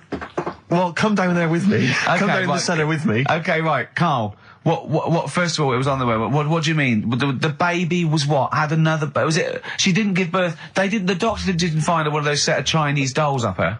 Russian dolls, whatever they're called. That's what I pictured it like. Those dolls where you take the head off and there's another one in there that all look the same. But no, the story was there's a woman who's... No, don't just say it again. That's a headline. That's not a story. There was a woman who had a baby. That's not a story. Imagine handing that in as a thesis to loads of the BMA. There you go, and read that. That's a children's rhyme. Yeah, there was a woman who had a baby. What do you mean? So she had a baby, right? Yeah. And that bit's fine. We're okay with that. That's normal. That's normal. A woman had a child. Yeah, totally normal. She gave birth. Fine. Yeah. Next. Well, I don't know that much more, apart from the fact that the baby's like roaming about, and then 12 months later, she's like, oh. Interesting. So the gestation period of that baby was actually 3 months more than an adult. Yeah. Excellent. Weird though, isn't it? So was the headline, "My baby's 12 months pregnant"? What are you talking about? 12 months later, it had a... What are you talking about? Forget it. No, you haven't even finished the story. That what you said, and 12 months later, you didn't even finish the sentence. So what do you mean? No, I didn't read any more into it because I just saw that and I thought, that's weird. And then I just was thinking, oh, like, imagine the kid at school at parents' evening. Go on. And it's like, well, your kid's pretty good. Now let's have a look at your work, sort of thing. Don't you think that'd be weird? But what? Did the child have a baby? Yeah. Of course it didn't! Play a record! We shouldn't have gone down in the cellar. We should have just left the cellar door closed. I never learned. That's the Zombies and a song called Time of the Season. I've enjoyed that. What do you think of Zombies, Carl? It's alright, yeah. No, not the group, but the Living Dead. Don't worry about them. No? Why? Not about, are they? Couldn't happen. You don't believe in that? Listen, right? You don't believe in zombies? So, I was you do looking believe online. a baby had a baby? Yeah. On you go. On you go. Are you still saying that didn't happen? Yes. Right, well, I'll find the thing again, I'll print it off, and Well, then you'll all read I'm it. saying is there's more information that we need. Yeah, but it always annoys me that when I do get the information, you'll go, yeah, but it's named Sally, you didn't say that, and make out... No. As if... No, don't make it look like we're over-inquisitive or over-cynical. You come out with the most abominable things man has ever uttered, and you expect us to accept them. Usually headlines, usually illogical, not just probably wrong. So, fleas are born pregnant. Are they? Interesting. Yeah. Right. Okay. See? On we go. So... See, that's true, and you're not impressed, because it doesn't involve a little werewolf child. Or half man, half shark. And you're just not, it's not good enough for you. No, but if I read the first line of something and it's not that interesting, I go next, right, and I move on. Now, when I saw a woman had a baby, and it had a baby, But you still didn't read on. No, but, alright, I didn't read on, but it got me thinking. Like I said, you wonder about the parents' evening. I was thinking about, is it a good thing? Because you're going to spend more time with the kid. Do you know what I mean? There's a lot of mums who have to go to work and that. She's going to be a great mum. Grew up with her, literally. Yeah. Do you know what I mean? So She's going to be a great mum.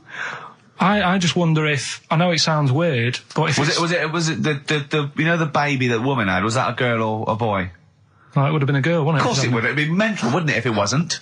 Right. It would have been a weird story, wouldn't it? So anyway, that reminded me, because we were talking about other amazing stuff that Ricky told me to find out about. Steve, are you aware of bonobos? We mentioned them earlier. I'm not particularly familiar with bonobos.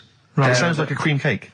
No, they were a sort of a chimpanzee, but more advanced than the traditional chimpanzee. They live in one sort of particular area, and you know, it's the sort of closest animal to the missing link. They're very intelligent. They take on a lot of social aspects of human. They have sex for pleasure and no other. Steve's looking annoyed.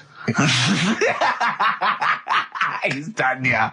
Yeah, what did you find out about Apparently, I found out it's 98% not human, this kind of thing. It's nearly human, but it's not. We share 98% of DNA with it. Yeah, 98%. It's a higher percentage than you. They have sex for pleasure. They do look a bit like him, though. They've got a little round head, haven't they? But, And they're much more upright than the, you know, got a more flexible. I sort of get bored with animals that are like classed as being intelligent, right? So when you told me, I get bored of them. Because they're not doing enough. They're not playing Nintendo. Do you know, like, that people always rave on about dolphins, saying, oh, they're really bright and that. Yeah. You know, I was having an argument with Suzanne about it, and she goes, oh, yeah, dolphins are really intelligent. And I said, but what? What have they done? So she said, well, they use them in wars. They strap bombs to the back to go out to boats to then blow up the boats. Yeah, they're trained, yeah. Well, that isn't that bright. If it was really bright, it'd go, I'm not doing that. Well, no, they leave them. They don't blow themselves up. Anyway, but... Right, well... So anyway, so bonobos, really bright and that. Now, I was looking at them, and they are, you know, they're saying, they're just like humans, basically, right? But what I was thinking is, I didn't have a chance to ask you, if you got a mentalist... Right. And put the bonobo in an exam... Okay. What do you mean a mentalist? What do you mean? Well, you know, someone who's, you know, just a little bit slower than me, and put them in an exam, what would happen? Right, okay, you've got to be clearer here, Carl. What are you saying? Are you saying pit the wits of a bonobo against... someone who's educationally subnormal? Yeah. What do you reckon? I don't know where to start. No, but if they're that good, why aren't they being used in labour and stuff? Do you know what I mean? What in the late? What do you mean in the government? Like, you know, like some jobs that they could do. Why hasn't someone caught onto it and thought, well, hang on a minute? Sorry, I'm not familiar with the bonobo. Seriously, could it do a job of work? How advanced are these creatures? Lots of animals do job of work. I think Carl wants this bonobo to start going to work with an umbrella and a bowler hat and have sort of like rudimentary language skills like morning. So I couldn't employ the bonobo to be my PA. It's not. I mean, how advanced are they? Could I teach you to go in the shops and collect something and bring it in? But you can teach a dog to do that. Yeah. It depends what you mean by intelligence, social interaction, also dexterity capability, you know. Could it produce this show? Yes, I'd have thought it could, randomly. Yeah, just by pressing the buttons it can do a better job. It depends what you're asking, Carl. What you mean is, could a chimp beat a thick human at an intelligence test? Yeah, that's what I'm saying. But it depends on what the problem with the human is, doesn't it? Right. First of all, mental illness has nothing to do with intelligence. Let's get that straight. That's one thing.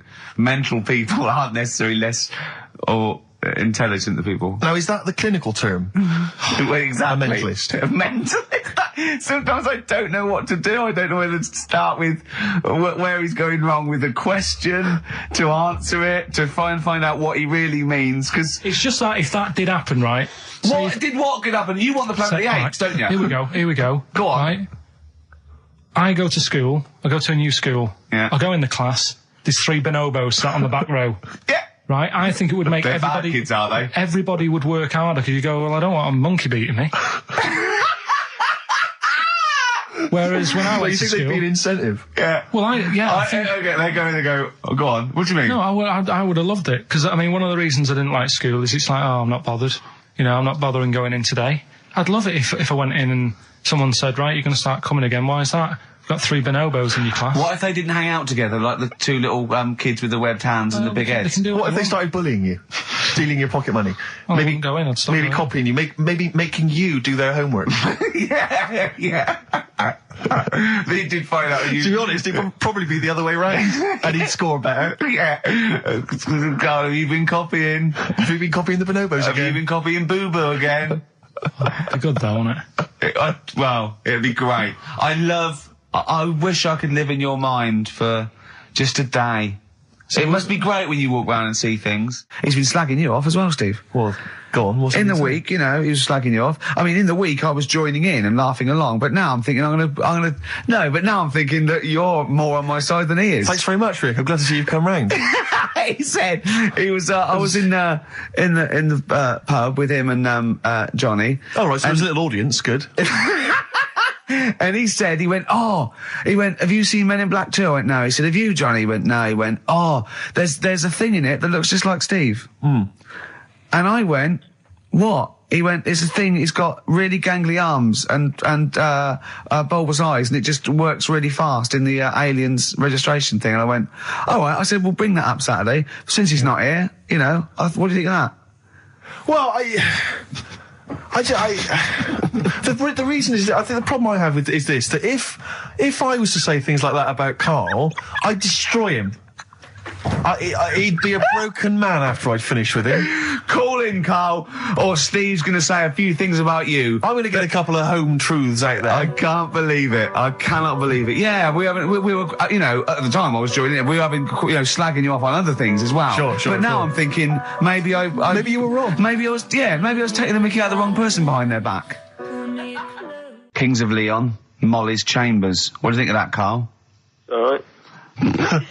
There's a surprise. Another insightful remark. Steve is not a fan now. Not only does he know you've been slagging him off behind his back. No, I wasn't slagging Steve. If you get it out on DVD tonight, you'll know I'm not slagging you off. It could be your brother. I love the fact that it makes it worse, but he's thinking you're going to go, oh, he wasn't slagging me off. It does look like me. I do think I'm an alien. I love the fact that you hope Steve will go, he's got a point. It's a spitting image. Yeah.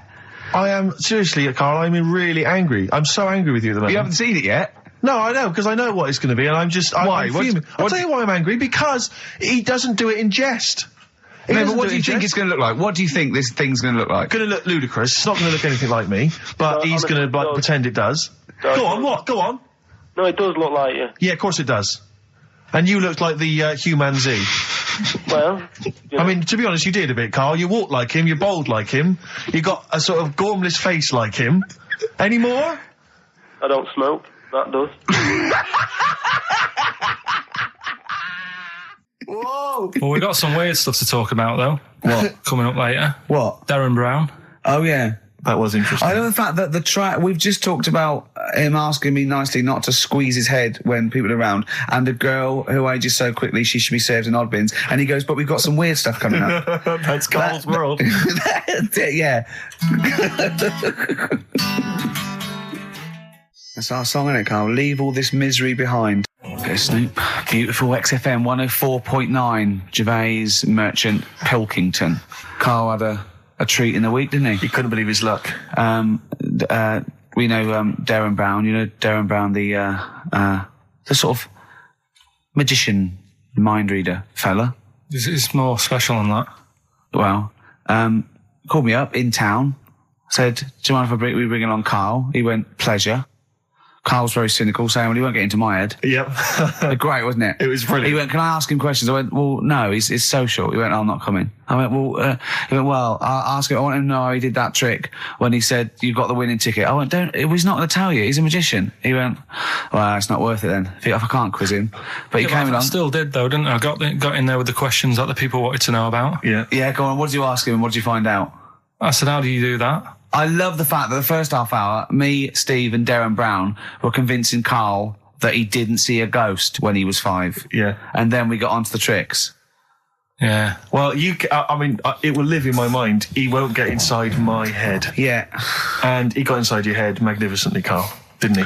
I mean, were you not amazed? I mean, Darren promised actually that he would come on the show in the future, and then you, the listeners, can see how he can baffle, amaze, and generally freak out. I think we should film everything that happens, right? Because it's just a waste, because you're only getting half of it when you hear what Karl has to say. Because his face... Yeah. Honestly, it says 1,000 words. Yeah. Do you know what I mean? It's just, I think we should film it and just put it on a DVD of Karl's facial expressions. This is Karl thinking he saw a ghost. Yeah. This is Karl thinking they were going to clone a man moth. Yeah. It's just different faces. So do you want to try and explain what he did and what marvelled you so much? Right, yeah. He comes in, he sits down. I'm a bit sort of... bit spooked by him straight away. Oh, you're spooked by him straight away? Yeah, there's a weird thing about him. Right? So anyway, he sat there, and I'm watching him. It's because he was naked? Checking, seeing what he's, looking at and stuff. Yeah. So anyway, he gets his paper out, and I think, right, he's going to do a bit of trickery and that. And he says to me, right, write down a number and a name, right? It was between a two-digit number, and a name of anyone you know. Yeah, right. Now the thing is, I thought of the name because I was telling Steve earlier about the kid at school who I fell out with, right? Yeah. Over that girl who was called Aris, right? So that name was like in my mind, ready to go, because I didn't want to use anybody's name who I knew, sort of. Now, because maybe you've mentioned it in the past. Do you know what I mean? I couldn't say Suzanne. I knew Colin Makin anyway. Yeah, well, do you know what I mean? I picked a name, yeah. Well, I thought you might have been thinking about Auntie Nora. So I picked this name, right, that you three didn't really know about, right? Number just came to mind, right? So he 42, says, right, we were never thinking of that. 42, right?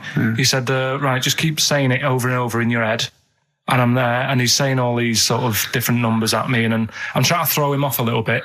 Every time he said a number that was nothing like 42, I was sort of smiling, looking a bit nervous. Yeah. Don't know if you caught that, right? I just, all I could see was you looking sort of blank. Oh, right. So I was doing stony that. Face. He picked the wrong person when he said, let your mind go blank. You'd realise he picked on the wrong person then. Right. So you had to squeeze his head to get it going again. I said, Darren, if in doubt, he'll be thinking of monkeys. And Darren looked at Karl and he said, were you thinking of monkeys? He said, I tried not to and I thought of them more. Right, that's true as well. Yeah. Right. So I'm there thinking of these numbers and that, and then he said, right, let's just talk about other stuff for a bit, right? So I was like, well, I'm not going to say anything, right, because I don't want you to catch me out. But then when we were talking, I was trying to like knock him off track. Clever. Do you know what I mean? Do you know what I mean? I played a bit of hardball with him. Yeah. I was like saying, because we were talking about aliens and that as well, weren't we? And I was saying, well, they might come and land again in 2060. Oh, clever. You know what I mean? Dropping in different numbers and that. And so doing all that, playing him at his own game. And I think I had him for a bit. On the ropes, right? So anyway, comes down to the time when he's telling me the name and the number. Yeah. And well, he explained what he actually did. I mean, that was... He said, just think of a number at the end of it. And he said, oh, is it an I? And you went, it wasn't an I, but there is no... Okay. And anyway, he got the name. Harris. Then he went and said, "Do you an extrovert?" And he wrote down these numbers. Well, he wrote down some numbers and he said that if you're an extrovert, these are the numbers you tend to choose. If you're an introvert, these are the numbers you tend to choose. And he wrote them down. And he said, I don't think you're really an introvert. I don't think you're this. I don't think you're that. And I think he came up with the number 32, didn't he? He said to you, you're thinking of number 32. You said to him, no way. You couldn't believe your luck, could you, when you'd caught him out? But he said it's either 42 or 32, didn't he? Yeah. Well, no, but it was beside the point, because then he said, rather brilliantly, hang on a minute, if you just add up these numbers here, that adds up to 42. It was a magic add square. Up those numbers, that's 42. That's 42 across diagonally there. That box is 42. All the numbers that added up on the page, whether you go across, sideways, down, across, whatever, always added up to 42. Yeah. Right? And you've got the name Harris. Which freaks you out. It freaked me out. I kept saying to him, how do you do it? How do you do it? And he wasn't telling me. I was talking to people at work about him, and one lad said, apparently the trick that he uses is the same thing that Hitler did. Play record. No, seriously. Apparently it's the same thing, because he was saying... What? Play record. No, just let me finish, because I've even ran it by other people to check if I'm right on this. So let's play record and come back to this. Because the people in the XFM office, they're pretty wise. They're up on that stuff. No, he used it in a different way. Play record. No, hang on a minute. Let me hear it. All it is, it's power of suggestion, apparently. And when Hitler used to do his big speeches to people. Yeah. What should we play? Come on, finish your point. Well, that's about it. Who I'm told just you that? saying. Ian Canfield. A few different people. Oh, right. The big thinkers out there. like one office. the brain boxes. But anyway, right? It's Because Magnus Magnusson works on it so now, doesn't he? right. Listen. Or was it Paxman? Was it James Now, Paxman? that blew me away, right? That the fact that he got the name, he got the number. Spooky bit, right? I'm walking home. I called you up a couple of times and I left a message on your phone because it was just amazing. Not only was he good at magic, but his maths was brilliant. No, well, that thing adding up to 42 was like, how did he do that? I mean, we didn't even make a big deal out of that. He said that to me. He said, all Carol Vorderman's got is the maths. Do you know what I mean? Imagine him on Countdown. Yeah. He'd even know what they were going to write down. Do you know what I mean? So a bit of a wasted talent. I should see him again about that. I think he's... He asked him, I said, why are you doing it on mucking around on telly? Then he went, sorry? He went, why are you mucking around on telly? Yeah. And he said you could make some serious money. I think Steve went, well, he does all right. He went, nah, but he did that with the ticket thing all day. Yeah.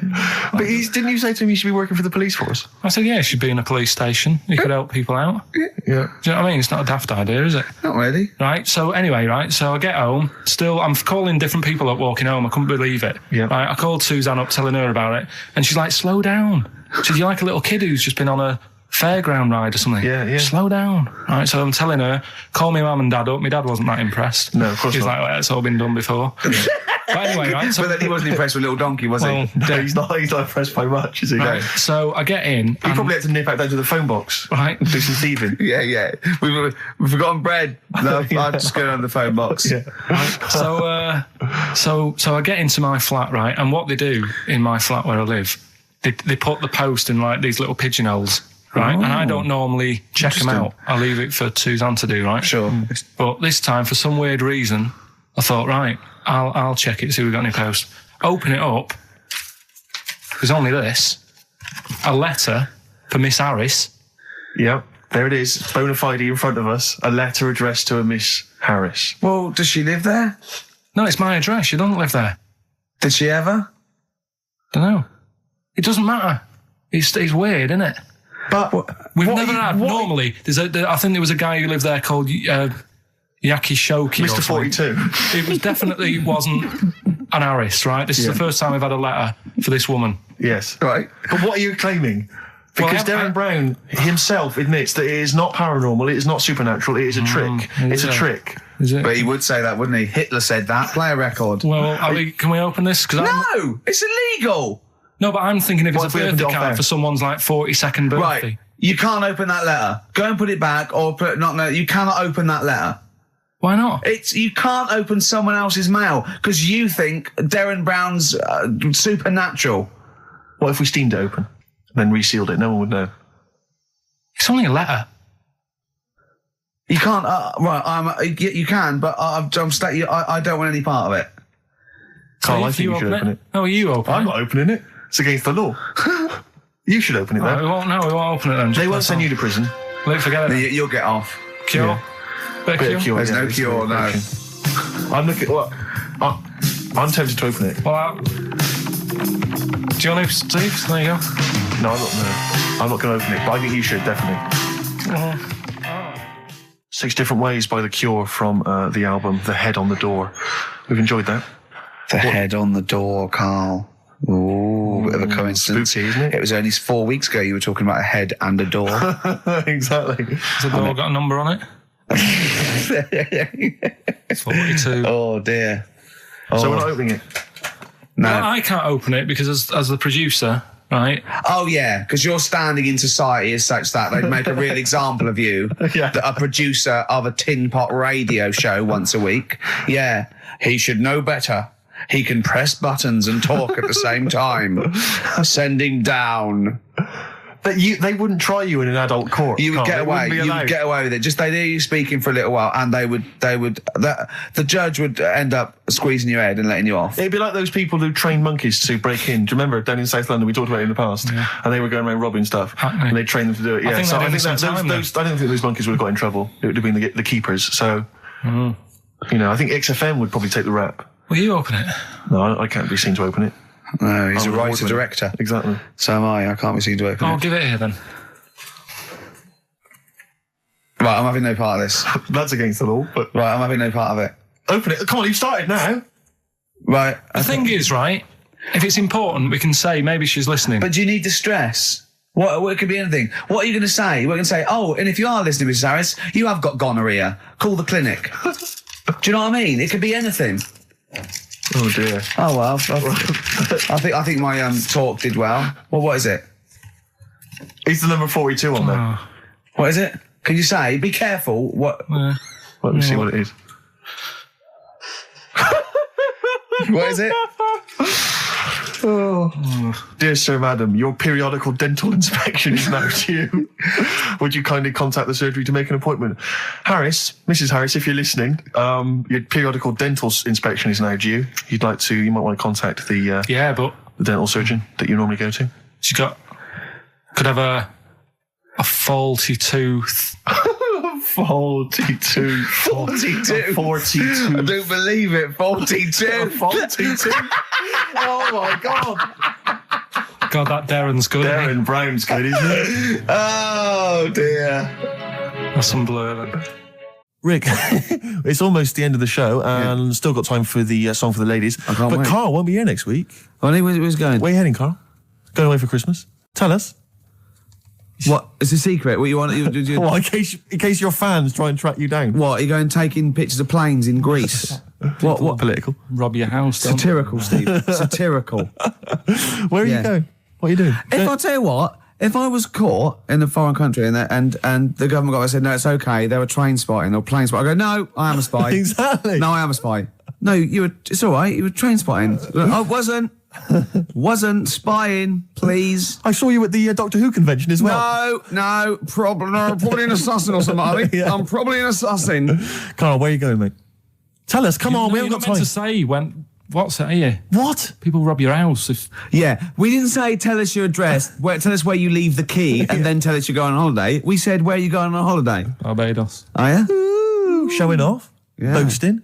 I'll tell you what, Steve, what I'd like to see, and a lot of the listeners right there too, pop round there now, touch him for Christmas. Shall I touch him for Christmas? Touch him any way you like for Christmas. Can Love I just him introduce the Christmas. song for the ladies before? Well, love him for Christmas, though. Can I just say yes, what but the as song long is? as you love and touch We're going to leave him. you with the excellent Tim Buckley, of course, father of Jeff. I'm just going to be watching, but this is a love track him. that was Look at his also- little face. Also on that CD that my friend Dave sent me earlier, so if you don't like it, blame him. Yeah. While he's been arrested by the copyright police.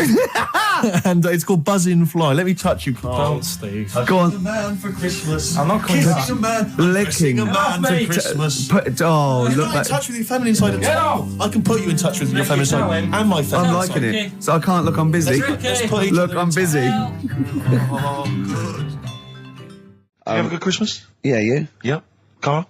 Yeah, it's alright. Lovely. Okay, let's crack on. Good. I went on holiday after Christmas, Yeah. and so did our mutual friend Phil Bowker. Yeah, good man. He was in Lanzarote and he told me one of the funny. I don't know if I can tell this on the radio. I'll have to say the C word. I'll just go. It's in a sentence, so I just go you see when it comes, and you'll know that he's saying the terrible word.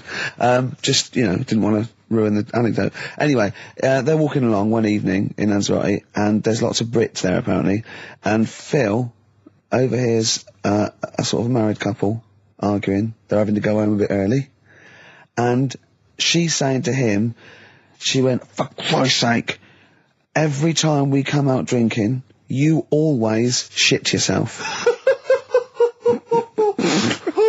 Right? Wow. Always, not once. So he's going, I've told you, he said, it's not the drink, it's the weather. She went, the weather. You'll be blaming the food next, you see. I don't think they should have got married. Wow. Or mate, when did you think the shooting themselves started? Must have been after the marriage, because if you're courting, and they go, went out with Derek again, did you last night? Yeah, how was it? The evening was lovely, the meal was nice, but he shot himself. Again.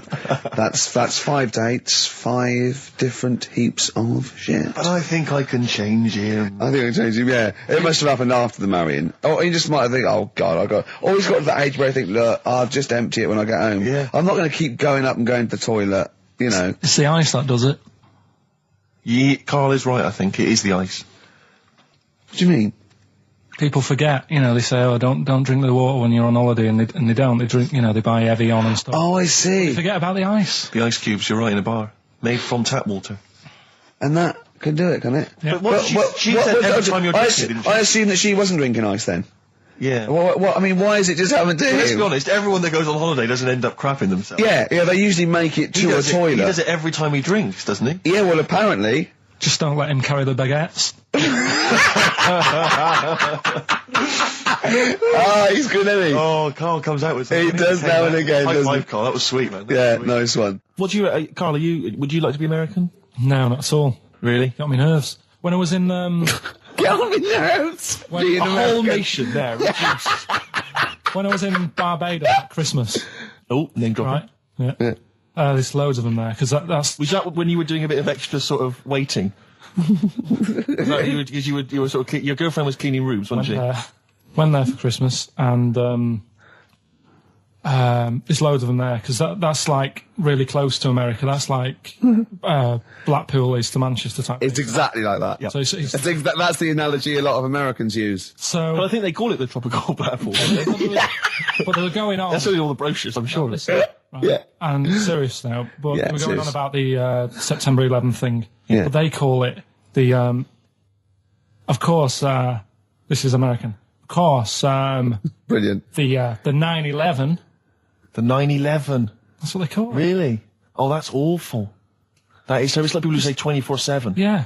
Well, I'm working Americans my say ass that. off 24/7. Well, Americans that say that. Well, they're allowed though.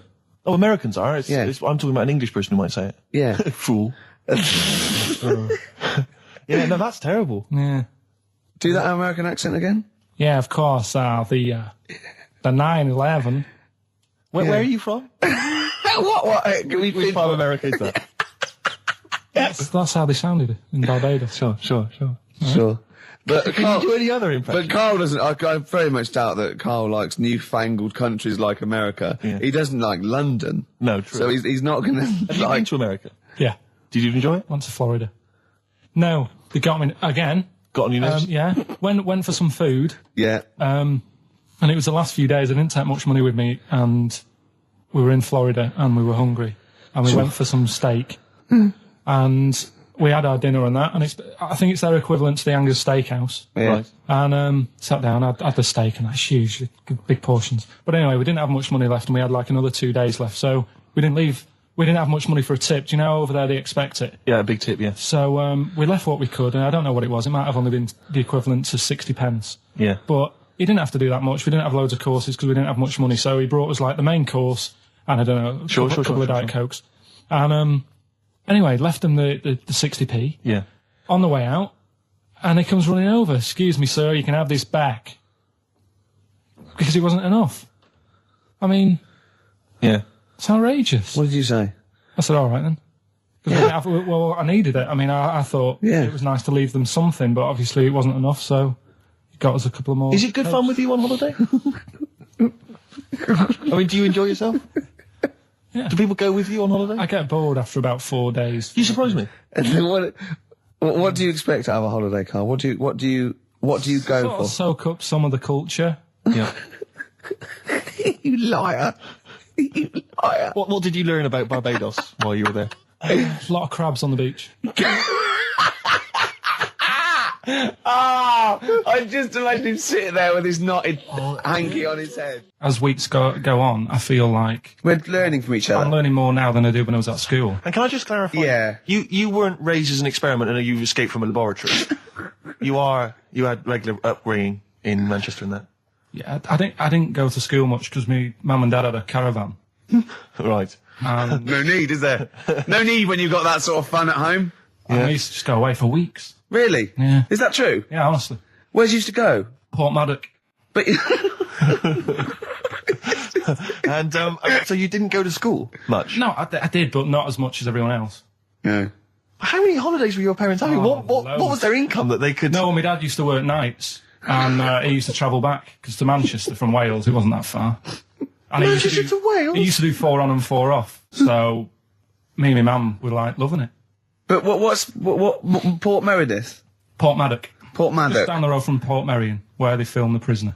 right? Oh, so that's cleared up for me. Location-wise. So what did you do then? You were in this little 2-berth caravan on the back of a Cortina estate. Right. Well, what was it? What was the car? I want what was it? Ford Granada. Ford Granada. What are we talking? 1980? Yeah, 82, 83, 80, right. 84, 85. Okay. And you're in the car down there, park up. Yeah. What was it? What was Port Meredith? Port Maddock. Port Maddock. Remember Ruth? It's just, Oh, yeah. it's just a holiday camp. Yeah. And had an arcade and a beach. I was loving it. Yeah. But, so of the 52 weeks of the year, let's assume, I don't know how many weeks you take off normally for holidays anyway. Let's just say, I don't know, you go to school 45 weeks of the year maybe? Generally, most kids? Nah. Bit less. Bit less than About that? 42. How many weeks would you say you actually spent in school? Well, how many weeks do you have off for summer? Well, we'll work that out. That's what About I mean. 6 off for summer, about 3 for Easter, about 3 for Christmas. Put it this way, I'm surprised I'm not Welsh, to be honest. Right. Because I was there more than was in Manchester. Did the school authority not come and check you out? No, they didn't. Didn't get Manchester, I suppose they didn't care, did they? Not really. Yeah. They're lucky you turned up at all. Why did you just turn up for the last day when you could take in your best toy? Did you know that, or you could take in any game? Just play with everyone else's. Why, I break my stuff. Sure. Yeah. Yeah.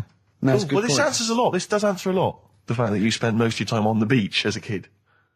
Teachers were no good at my school. We were talking about it yesterday. So you were teaching them a lesson by going off in the summer. Yeah. Anyway. And did you go to university? No. No. Did you go to sixth form or college? No. When did you leave school? When I was about 15. Right. What, you just went on holiday and didn't come back? I just got a job early, didn't I? Where was it? Port Maddock? Getting there. No, I was a printer. BM Print in Trafford Park. Well, that's great. That's a little interview Yeah, there. yeah, little next, there. I'll be interviewing Steve Merchant. What are we playing next? Bit of elbow. Oh, this is fantastic. This is Elbow. Bread.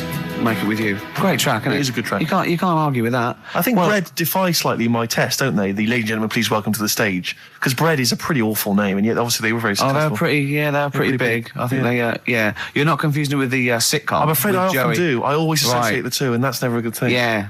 Game's getting hard because someone's dealing you a losing card. Was that recorded by Bread? I think so. The cast of, I think so. Yeah.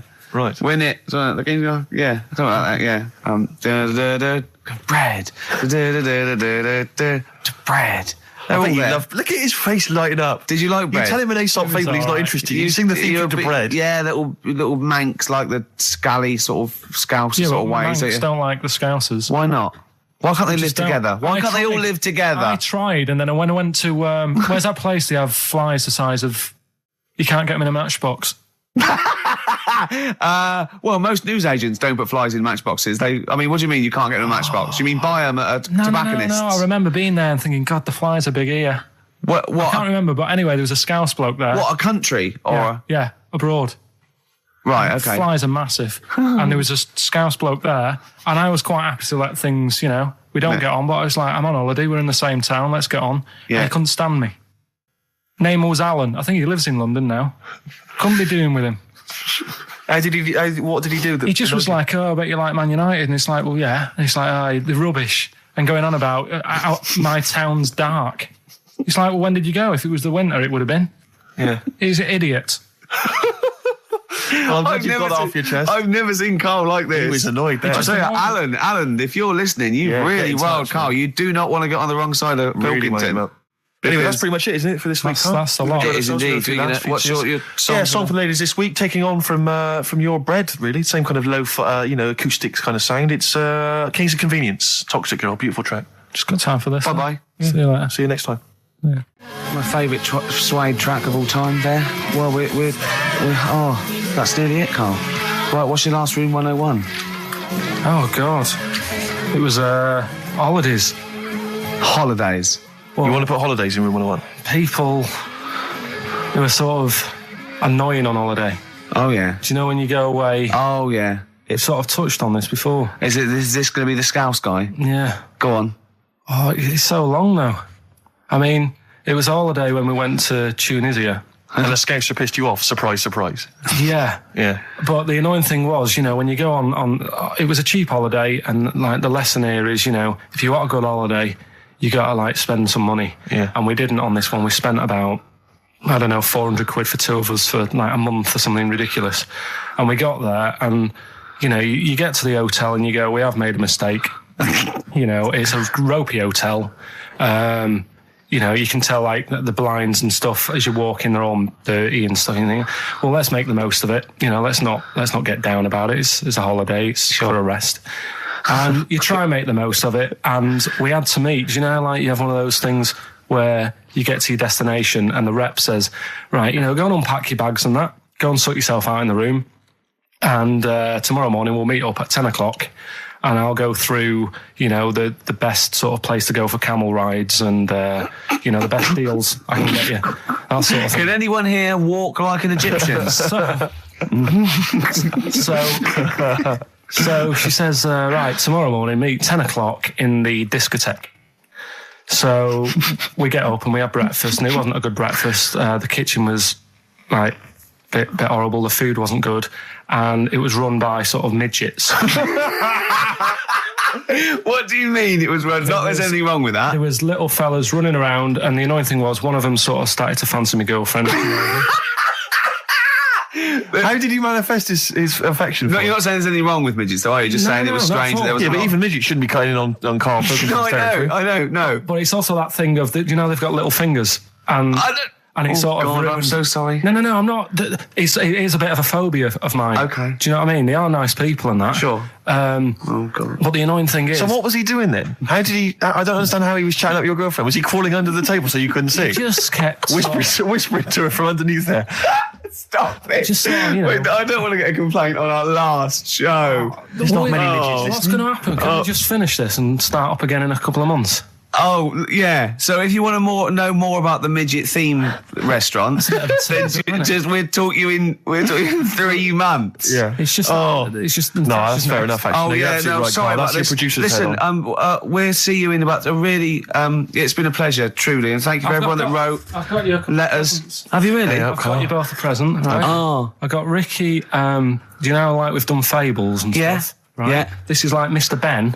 Oh. This is brilliant. Yeah. Right, and it's like little fables that Mr. Ben goes on. Oh, fantastic. So I want you to learn something from that for when you come back. Okay, brilliant. That's lovely, I'll tell you Karl. one of the stories I read this morning. It's brilliant. In fact, when you've done with it, give it me. Yeah. Because I haven't finished reading that. Okay. Thank you, Karl. And for Steve, a little chat-up lines. A little book of chat-up lines. That's fantastic. That's great, Karl. Well, we'll see you in 3 months. But Caroline and Karl cherish Karl Pilkington. He sits in a little room by himself, so keep him in touch. And we'll see you in August. We're going to leave you with something that we all love. This is There Is a Light That Never Goes Out by the Smiths. Very apt, I think. Goodbye. See you later. Yeah, but anyway, he'll be back shortly, I'm sure. He phoned me. His dad's ill. His dad's in hospital, so Karl went back to sort of look after his mum. And he was so sweet. He said, "I'm back. I'll just drive my mum around." He said so unbegrudgingly. He just went, "It's like old times." And I said, so sorry to hear that." And he went, "That's all right, yeah." I think it's going to be fine. And I said, "How was your holiday?" He went, "Yeah, it was good. Except it were a nudist beach. They didn't tell me." I went, of course it was. I went, "What do you mean?" He went, "Well, sitting on the... I don't know why they have to do it. I don't know why they have to do it. Why do they have to do it?" He went, "Suzanne said they think there's nothing wrong with it, like being a transvestite." Right? I went, "I love the fact that your girlfriend has to tell you what's wrong and right in the world."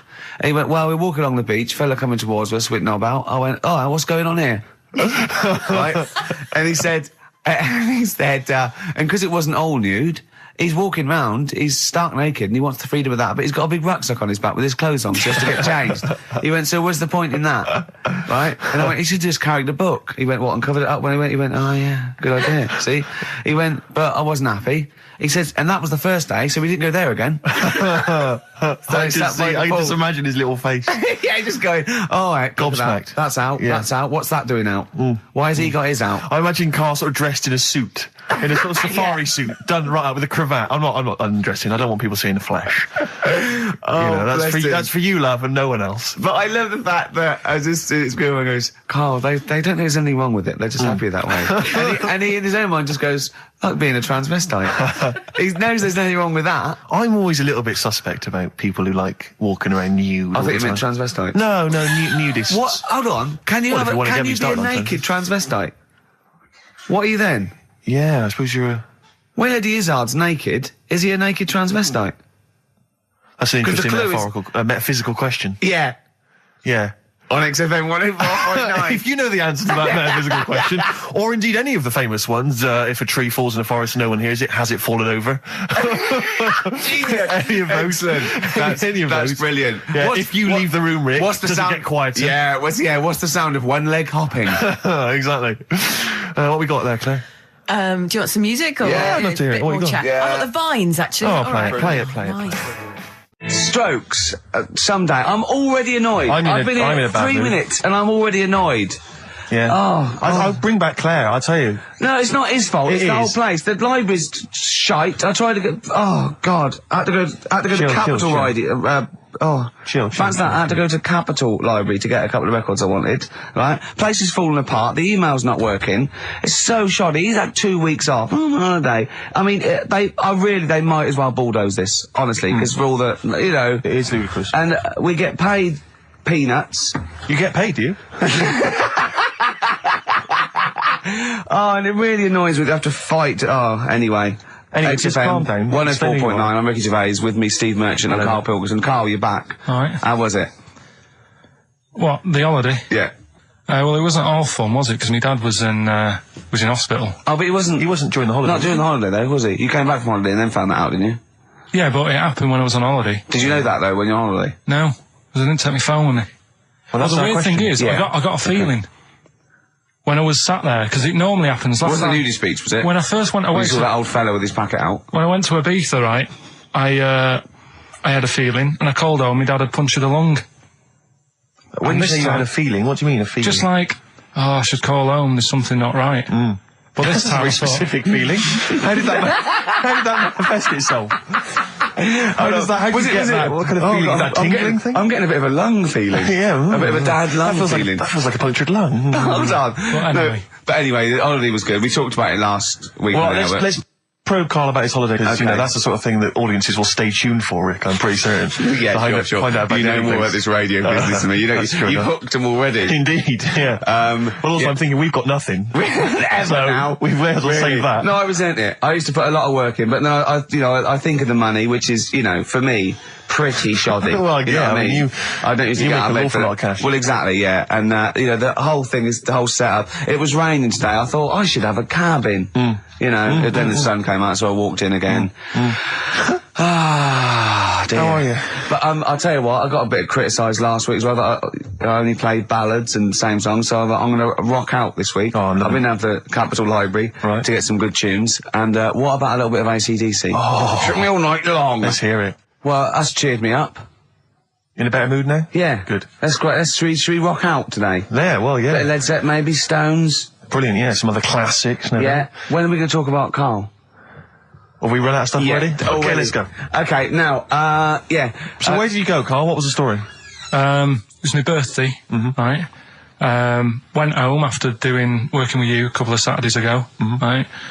Girlfriend was like, open your card. And I said, no, it's my birthday on Monday, I'll open it then. You obey by the rules, don't you, on birthdays? Birthday rules. Well, there's no point. Well, exactly. Chaos leads that way. Yeah, right, so, Not an anarchist, never has been. so anyway, she was kept going on, it was doing me head in, so I said, alright, I'll open it. Yeah. So I opened it, ticket fell out, surprise holiday to one of the Canary Islands. So, And what was your reaction? I mean, first one was we haven't got enough money right. for this, but I didn't want to ruin it, so... No. So I didn't go on about that, and I said, oh, it'd be great. So I can't wait. So, Did you say it in that tone of voice? Well, it was good timing because I was tired and everything. And I'm not a big holiday fan, No. but the timing was right. Yeah. Do you know what I mean? It's the same as last night. I don't always like a curry, but last night You're in the Yeah. mood. you get that sort of, oh yeah. Curry, you had a feeling. Yeah, you had a feeling You for thought, curry. and then lo and behold, later you were eating the curry. It's weird, isn't it? Very Isn't it weird, the strange. Life is- paranormal? Isn't it weird? Isn't it weird? They work in mysterious ways. Yeah, ghosts. yeah. So yeah. anyway, right, the island, if I was on Wish You Were Here, I'd probably say it's a bit barren. Okay. Not much there, but if you get a hotel, you guarantee good weather. Right? Are you? No, what I mean is, it'll be a good holiday. If you get a hotel, right, the weather's always good, so you'll have a nice Yeah, time. that was a comma, yeah, it was a, yeah, go on. And all that, and the food was alright, and everything was going alright. I was just having a nice, relaxing time. And how do you sort of spend your time on a holiday? You just lie around? Is that That sort of holiday, just lying around. I bought a book. You bought a book? Yeah. Okay, ghosts? No, it was short stories, right? It About was like ghosts? no, it was about like special days in our time and time before me and stuff. Oh, yeah. And it was like it was telling you about how in I think it was 1814 the Thames frozen up. Yeah. And all these stories are told by eyewitnesses. Yeah. Right. So there's some fella who was around in 1814. And the Thames was frozen, and people used to put market stalls on there, and they'd do the shopping. It was like an Oxford Street. Was that Mad Liar Charlie? No, because he's famous for that. Well, I'm sure, you know. No, I think that was Mad Liar Charlie. Right. Yeah. So I was reading that, and then after a couple of days was a bit like, boring. Yeah, you can only do sort of so much lying around And so much reading.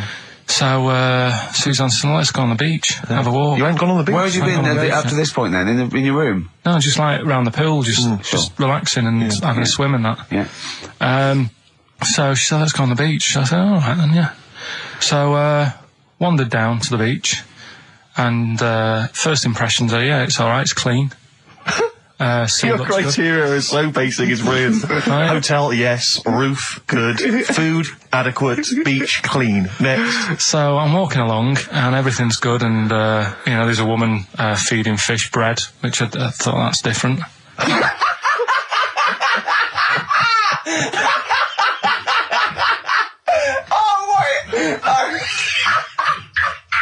I love that. He likes originality. He loves a bit of originality. He was feeding fish bread? This woman was there, like, up to her knees in water. Yeah. And she was stood Was there. that a sea? Chucking, Oh, right, good. chucking this bread, and I thought, what's she doing? And I stood there and watched for a minute, and there was little fish coming up, having the bread. I thought, So we carried on walking, and everything's going well, and then this fella comes towards me. Everything's going well.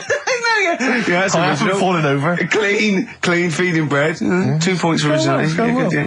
Fella comes walking towards me. Oi, oi. He's only got no pants on. Oh. So I said, Suzanne, what's going on? Why did he turn to her? Like she knows more than him. So she said, oh, yeah, it's, she said, yeah, it's a nudity. Is this going to be a long story? Could you pour that coffee? Can you give me that coffee over? Sorry, this is really bad. Yeah, because he's pouring. Thank you. Just amuse yourselves while we sort the coffee. Thank you very much. Steve, do you want I'll have a cup of coffee, Carl. Thanks, yeah, cheers. Cold.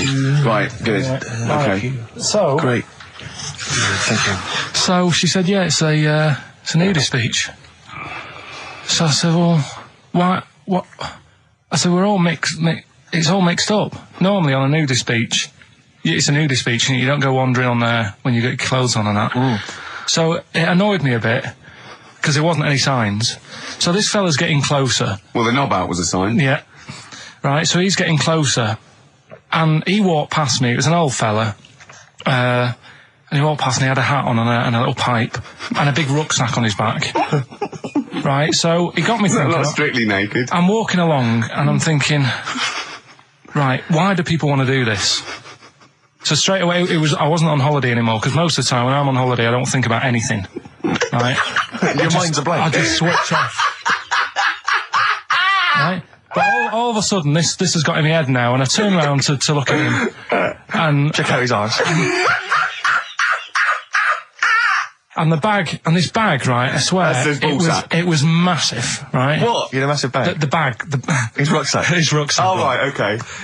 When he said there was an old couple coming towards me, I said, what was lower, the bloke's bollocks or the woman's tits? And he said, well, that was another point, she might as well have worn knickers. Because I was so late, you can see it. That's what he said to me.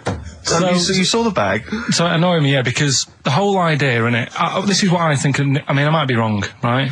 Might be wrong. Chances you never have been. You never have been before. Being nudist, right?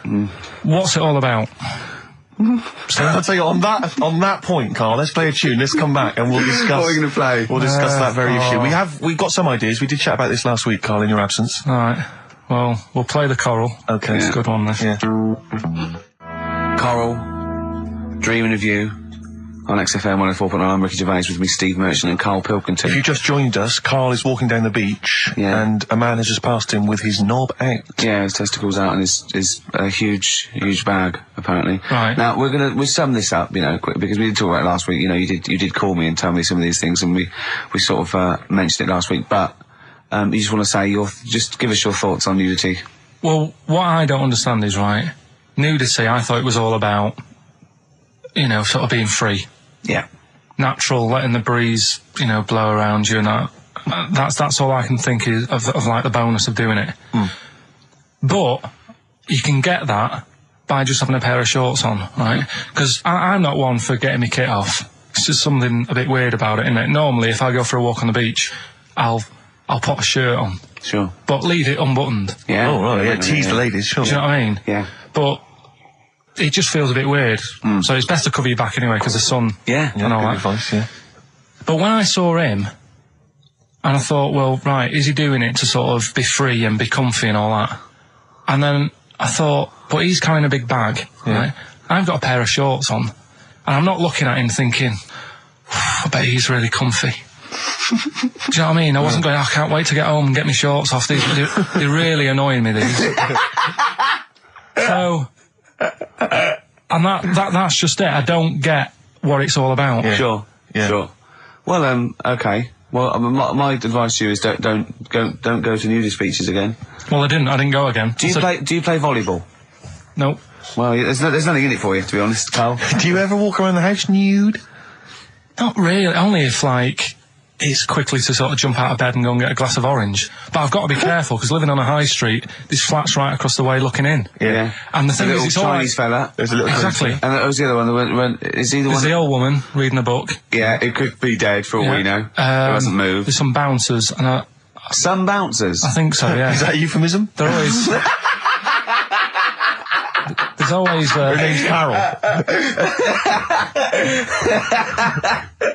But, yeah, the only time, if I nip out, sort of get out of bed at night, go and get an orange, I've still got to be careful, because if they're awake and I open the fridge door... and the light illuminated, comes up, yeah. They'll sort of see the light. And the shadow. Turn round. And the weird, long, stretchy shadow. What did you get? You get up and got orange juice or orange swash? You know, Robinson's. You can't advertise on... Why don't you take a glass of that to bed with? Why are you getting up? Yeah. Because whenever I do that, I normally don't wake up, and it's a waste, isn't it? The man is a genius. And continuing our rocking out thing. Yeah, we're in a rock mood. Well, I think this sums up rock and roll, doesn't it? It's not called rock and roll, is it? Yeah. Textbook. Featuring Puff Daddy and Little Kim, that's Notorious B.I.G. Brilliant. and Notorious. Great, lovely. Carl just said to me, here's something. You can't hold your breath to death. Have you tried it, Carl? It's just another little lesson. There's someone here who's in a really low ebb. They've been listening to a show, they were going to commit suicide. They just started holding their breath and they oh, it's brilliant. Well, what did you learn in the week, right? I'm always doing all the educating. I asked you were talking about watching a programme about jellyfish. Yeah. And I said, well, that'll be interesting. I'll try and find some stuff out, but I couldn't find anything that I didn't already know about them. It must be difficult for you to find anything you don't already know. So what did you learn about jellyfish? I agreed with you by the end of it, that they should be wiped off the face of the earth because they're balls of water in membrane, right, that go around stinging people to death. Yeah. Let's lose them, Carl. Let's lose the jellyfish. Yeah? That's what I think. Because I was stung by one. You know? You got stung by one? I was on holiday and got stung by one. Yeah. And I don't understand. No, you're not. I'm not a fan of them. So that's that. Good. Well, that's sorted out the jellyfish conundrum. We've solved that particular worry. What are they again? Is the tip included? Yeah, go on, that one. Right. In Turkey... Nice. It's not, actually. That's where I went, and there was them little fellas after Suzanne in the kitchen. What? What do you mean? We went to Turkey. You went to Turkey and there were some little fellas. Well, they had quite a few sort of midgets working in the kitchen. Why? Is it a theme? No, Was it a theme holiday? I don't know. Might get them cheaper or something. Was it... So they were get them working, cheaper? They were working in the kitchen, and one of them fancied Suzanne and kept sort of eyeing her up, and she was winding me up saying, "Oh, not eyeing up and down, just eyeing her up." Yeah. Anyway, no. So What was she doing in the kitchen? No, it's like a pick what you want to eat type buffet, but you have people clearing the tables and that ready for you to come along. Are they low tables? And you know, he was just keeping an eye on her. What did he say though? Was he It was Turkish, so I don't know what he was saying. But he was a little fella, yeah. Did he? What do you mean a little fella? What do you mean little fella? Sort of dwarf-like.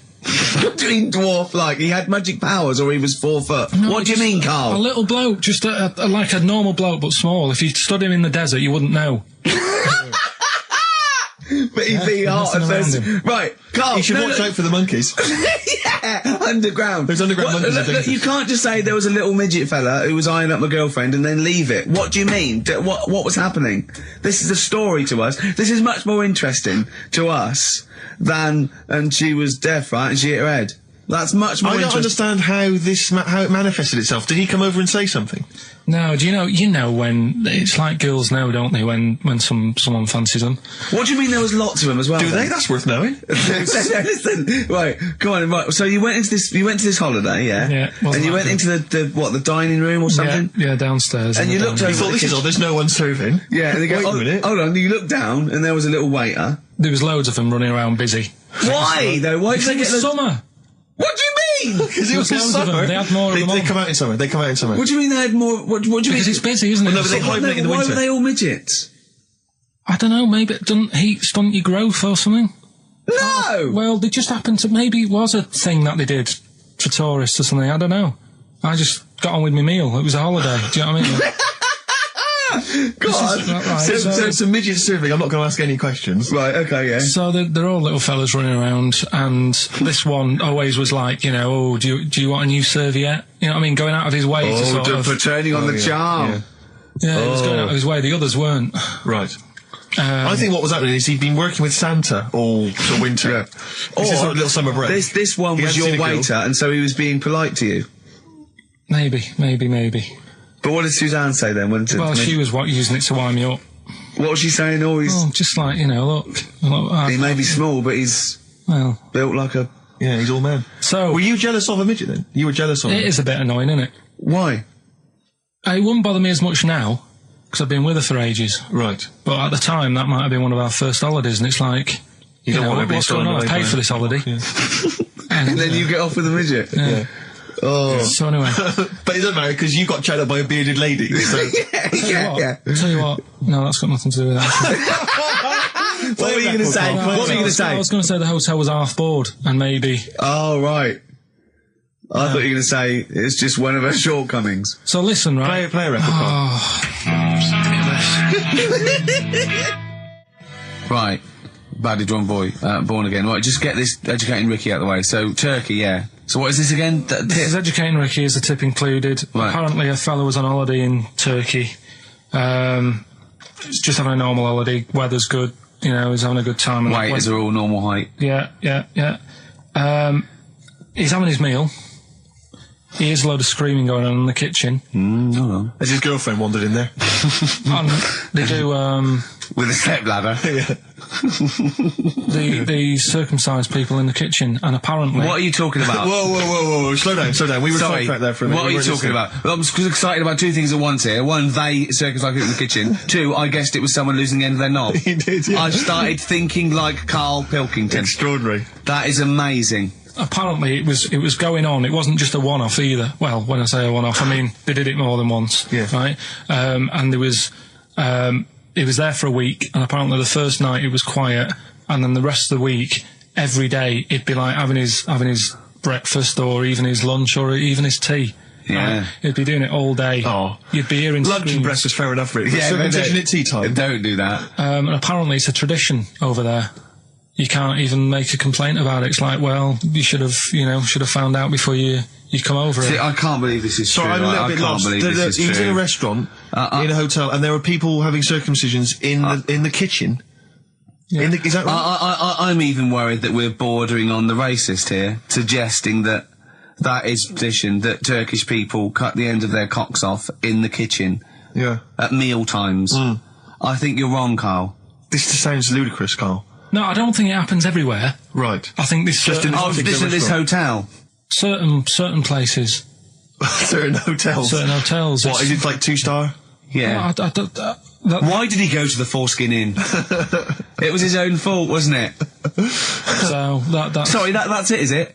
Have they closed? Sorry, no, wait. That's the story. You educated me, right? Once a fella saw some Turkish people cutting the tip of their knob off in the kitchen. Thanks very much. Thanks very much, Karl. Got any more? Well, there's things you can learn from it. Either don't go to Turkey, No! don't have calamari when you're over there. Yeah. Oh, Carl, you've done it again. Well,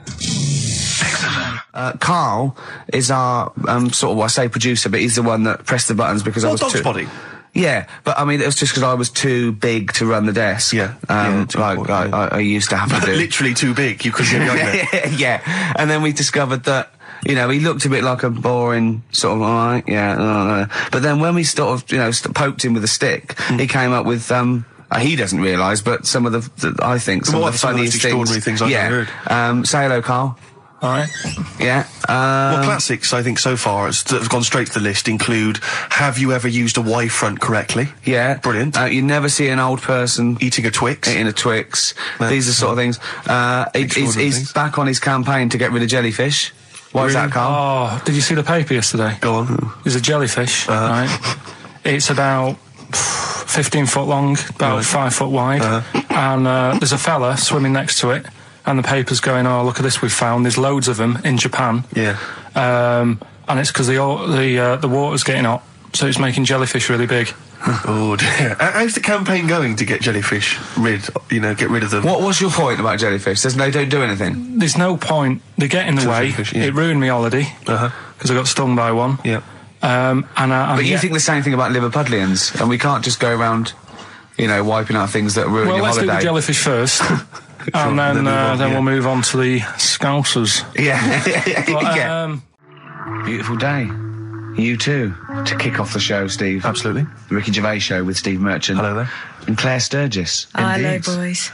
Carl's ill. Well, he's not here. I mean, I never believe people when they're ill. I think they're always malingering. I never take any days off work. I just think you can drag yourself in unless it's life-threatening or... To be fair, Rick, can I just stop you there? It's not so much that you take days off as you'll just suddenly decide around lunchtime that you've overeaten and need to go and lie down. But I'm my own with boss. a cold compress. Yeah, and but a I'm my Swedish own... masseuse. I'm my own boss. Yeah. So it's In not a so much you take dark days room. off. It's not so much you take days off as you never actually do a full day's work. Yeah, You actually exactly. prevent that straight away. I never take that hour and a half off a day. Exactly. XFM 104.9. So what's the story, Claire? Do you know anything about Karl? Do you know what his illness is? I think he's got this sort of cold virus that's going around. He phoned me yesterday. He did sound poorly in his defence. A little Poorly. bit croaky. Well, I'll tell you what. He I'm coughed a bit. I'm not being funny. He better be in hospital. To miss this show. To miss this show. Flagship show of the week on XFM. Do you know, you are right, because, and you've been away, haven't you? Been away he's 2 missed you. weeks. We had the best of again. But let's part of the best of. Yeah. Let's part of the best of the last 2 weeks, Yeah. shall we? Yeah. I mean, we're going to try and get him on the phone. We're going to phone him, and I want him to really explain himself because, I think he's malingering, to be honest. Well, he phoned me in the week and he said, Steve, don't forget, there's a documentary on Friday night about Oliver the humanzi, the human monkey. He said to me, it's going to be brilliant. And it wasn't. And it wasn't brilliant. It was... I especially stayed in and watched it. I taped it and watched it afterwards, and I've never seen so much hype and desperation. They kept showing the same clip of this chimpanzee that walked upright like a lot of chimps can. Exactly, right? yeah. It lost its hair, so it was half human, because all humans are bald. Yeah. So that's the half human bit. It didn't have hair. I'm sorry, humans do have hair on their heads. Yes. The other thing was this desperation to go, could it be half chimp? No. It's a chimp that superficially looks less like a chimp than other chimps. So Lee Evans looks a bit like a chimp. Is he half chimp, half human? Yeah. No, he's a human who looks a bit like a chimp. That's libelous. Yeah. That's a bit insulting, Evans isn't could it? have you Should we there. just play some music Yeah, now? I'm really sorry Okay. about that. I'll get back to you on that. Well, we can't get hold of Karl, right? We looked, it's got his old number out there. His home number? Yeah, it's a hold on. Right. So we went to the new records. He hasn't even given him this new home number. So something's funny going on. He doesn't want to be contacted. He hasn't given me his home number. I've tracked down a friend who's looking at it for us. That phone might ring any moment. I apologise for that. But why is Karl not available? It's interesting that neither you or I, and I like to think of ourselves as being fairly close friends of Karl. Yeah. We have made him the man he is today. We cannot get in touch with him. In We the cannot same way, contact him. that bloke bought Oliver. Sure. I think that Karl is now ours. Yeah, Yeah. exactly. Well, exactly. I think very much that's true. Yeah, Yeah. Carl is very much like a humanzee. If in we many look, ways. we're going to lose contact with him and find him 5 years in a circus in Manchester. Exactly, they're doing experiments on him. Yeah. They go. We can't figure him out. Yeah. Well, there's something wrong with He his looks like a chromosomes. human, He acts like because usually humans stand upright. Yeah. And Carl likes to walk on all fours whenever he can. Yeah. He's not interested in other human women. He's only interested in apes. Yeah. It doesn't make sense. Oh my God. And he's bald. He is bald. Oh look, there's as much evidence And- for Carl being a humanzee as Oliver. Yeah. I think there's more. And Well, Carl barely walks upright. I know. Scared of fire. Yeah, I know. It is interesting, isn't it? Oliver was built, wasn't he? Yeah. I don't know. It was Why were you was- looking, Rick? I'm interested that you I couldn't. What? Your eyes were kind of uncontrollably drawn Steve, they were towards just his. there. No, I didn't say anything. I was just looking at his face. No, Sorry, Rick, but if there's something you want to get off your chest. yeah, and that was the human part of it then, was it? Being built like that? Because Yeah. that's humans, but... Yeah. Although Carl's is very tiny and hidden behind. And I've noticed something else as well. He's got a big red arse, That's true. hasn't he? Yeah. It's all beginning to slot into place. And I've seen him climb up a cabinet and eat a banana as well. Just over lunchtime. And peel it with his toes. It's all coming together. Yeah. Right, we're going to track him down because he's malingering. He's definitely Yeah. I'll tell you what, he's at home now in the garden swinging on his tyre. He's not ill. I think more truthfully, someone said to me that I said Carl might be ill. They said, right, are you not going to do the radio show then? Well, that's what annoys me. I mean, that's the biggest problem. Is that, Yeah. let's be honest, we haven't got anything without All Carl. we've got is the hook. People are staying listening because eventually they think we might get through to him at home. Yeah. And there'll be fun on this show to be had. If we don't get in touch with Carl, I think we may as well just shoot off and leave Claire to do the show. I've got some great music. Is that not Well, is that- it's a small. You could leave the music with conversation. me. I could just play There's not many That is reasons true, you're isn't it? supposed to be here. Okay, well, play some great music Yeah, now, play a Steve. great tune. Okay, wedding present, Steve. Yeah, I'll explain what it is afterwards. Just play it. It's a joy. There's a monkey theme. There is a monkey monkey connection. Call in if you know the answer. Another classic there from Oasis, Supersonic on XFM 104.9. Ricky Gervais, Steve Merchant, Claire Sturgis standing in for Carl. But where is Carl? Where is Carl? So we've failed to get in touch with him at home. Well, look, he you doesn't think want to he's be listening? contacted. He's turned up every phone off. He hasn't given the XFM his new home phone number. He doesn't want to be contacted. I can't believe he's not listening, to be honest. So you think he's listening now? as we Yeah, speak? he listened in Manchester. If he's not listening, he's out and about. I mean, has anyone spotted Carl? What's your message to him, Rick, if he's listening? Call up. Anything else more sort of... Call up or you're fired. Okay. Any bad language you want to use? Obviously, you can't really swear I on can't the radio. really say it. What sort of words? I mean, the F word, would you say? I'd say the F word. I'd call him a twat. Would you use the P word? I'm thinking of prick. Prick, yeah. Definitely use that. Not on air, but Sure. I'd call him a What about stupid tits? little What prick. would you just say you're a tit? Yeah. Yeah. Okay. Little, All right. little, you stupid little bag of tits, I'd Yeah, say to yeah, him. yeah, Not, yeah. I mean, privately. What about the MF word? Because that's pretty intense. That's pretty hardcore. Do you think that this is not appropriate now? Do you think that would be too extreme? I'm worried if I use that. There's And, no he going was, back. and he was genuinely ill. Sure. I'd feel, You feel bad bit if of he a, later a died. bit of a C word. cock. Sure. Yeah. Oh, cock. Yeah. So I wasn't thinking of that. C And word. I mean a male bird. Sure, because we've got in trouble with that before. Meaning penis, and we don't mean that. Yeah, we definitely don't mean penis. But if anyone out there, sorry about that. It was a discussion about bad language. We weren't actually using it. But if any of you out there do see the little twat, get him to call XFM immediately. Yeah, and likewise, if you're listening, Carl, you cheeky MF, well, you sexy MF, as Prince once said, Yeah. then give us a ring, because we'd love to talk to you. We just want to find out Just how you call are. in. We know you're listening. Little Amy Man, Red Vines. Brilliant. Lovely track. On XFM 104.9, Ricky Gervais, Steve Merchant, Claire Sturgis, in for Karl Pilkington. Little. He hasn't called. He may be really ill. I'm feeling a bit guilty. How ill is he, though? I mean, do you know what I mean? How ill have you got to be to not be able to make a phone call? Honestly, Juan on XFM 104.9. Right, I just called Carl again. I've been calling him all the time, trying to get through to him, right?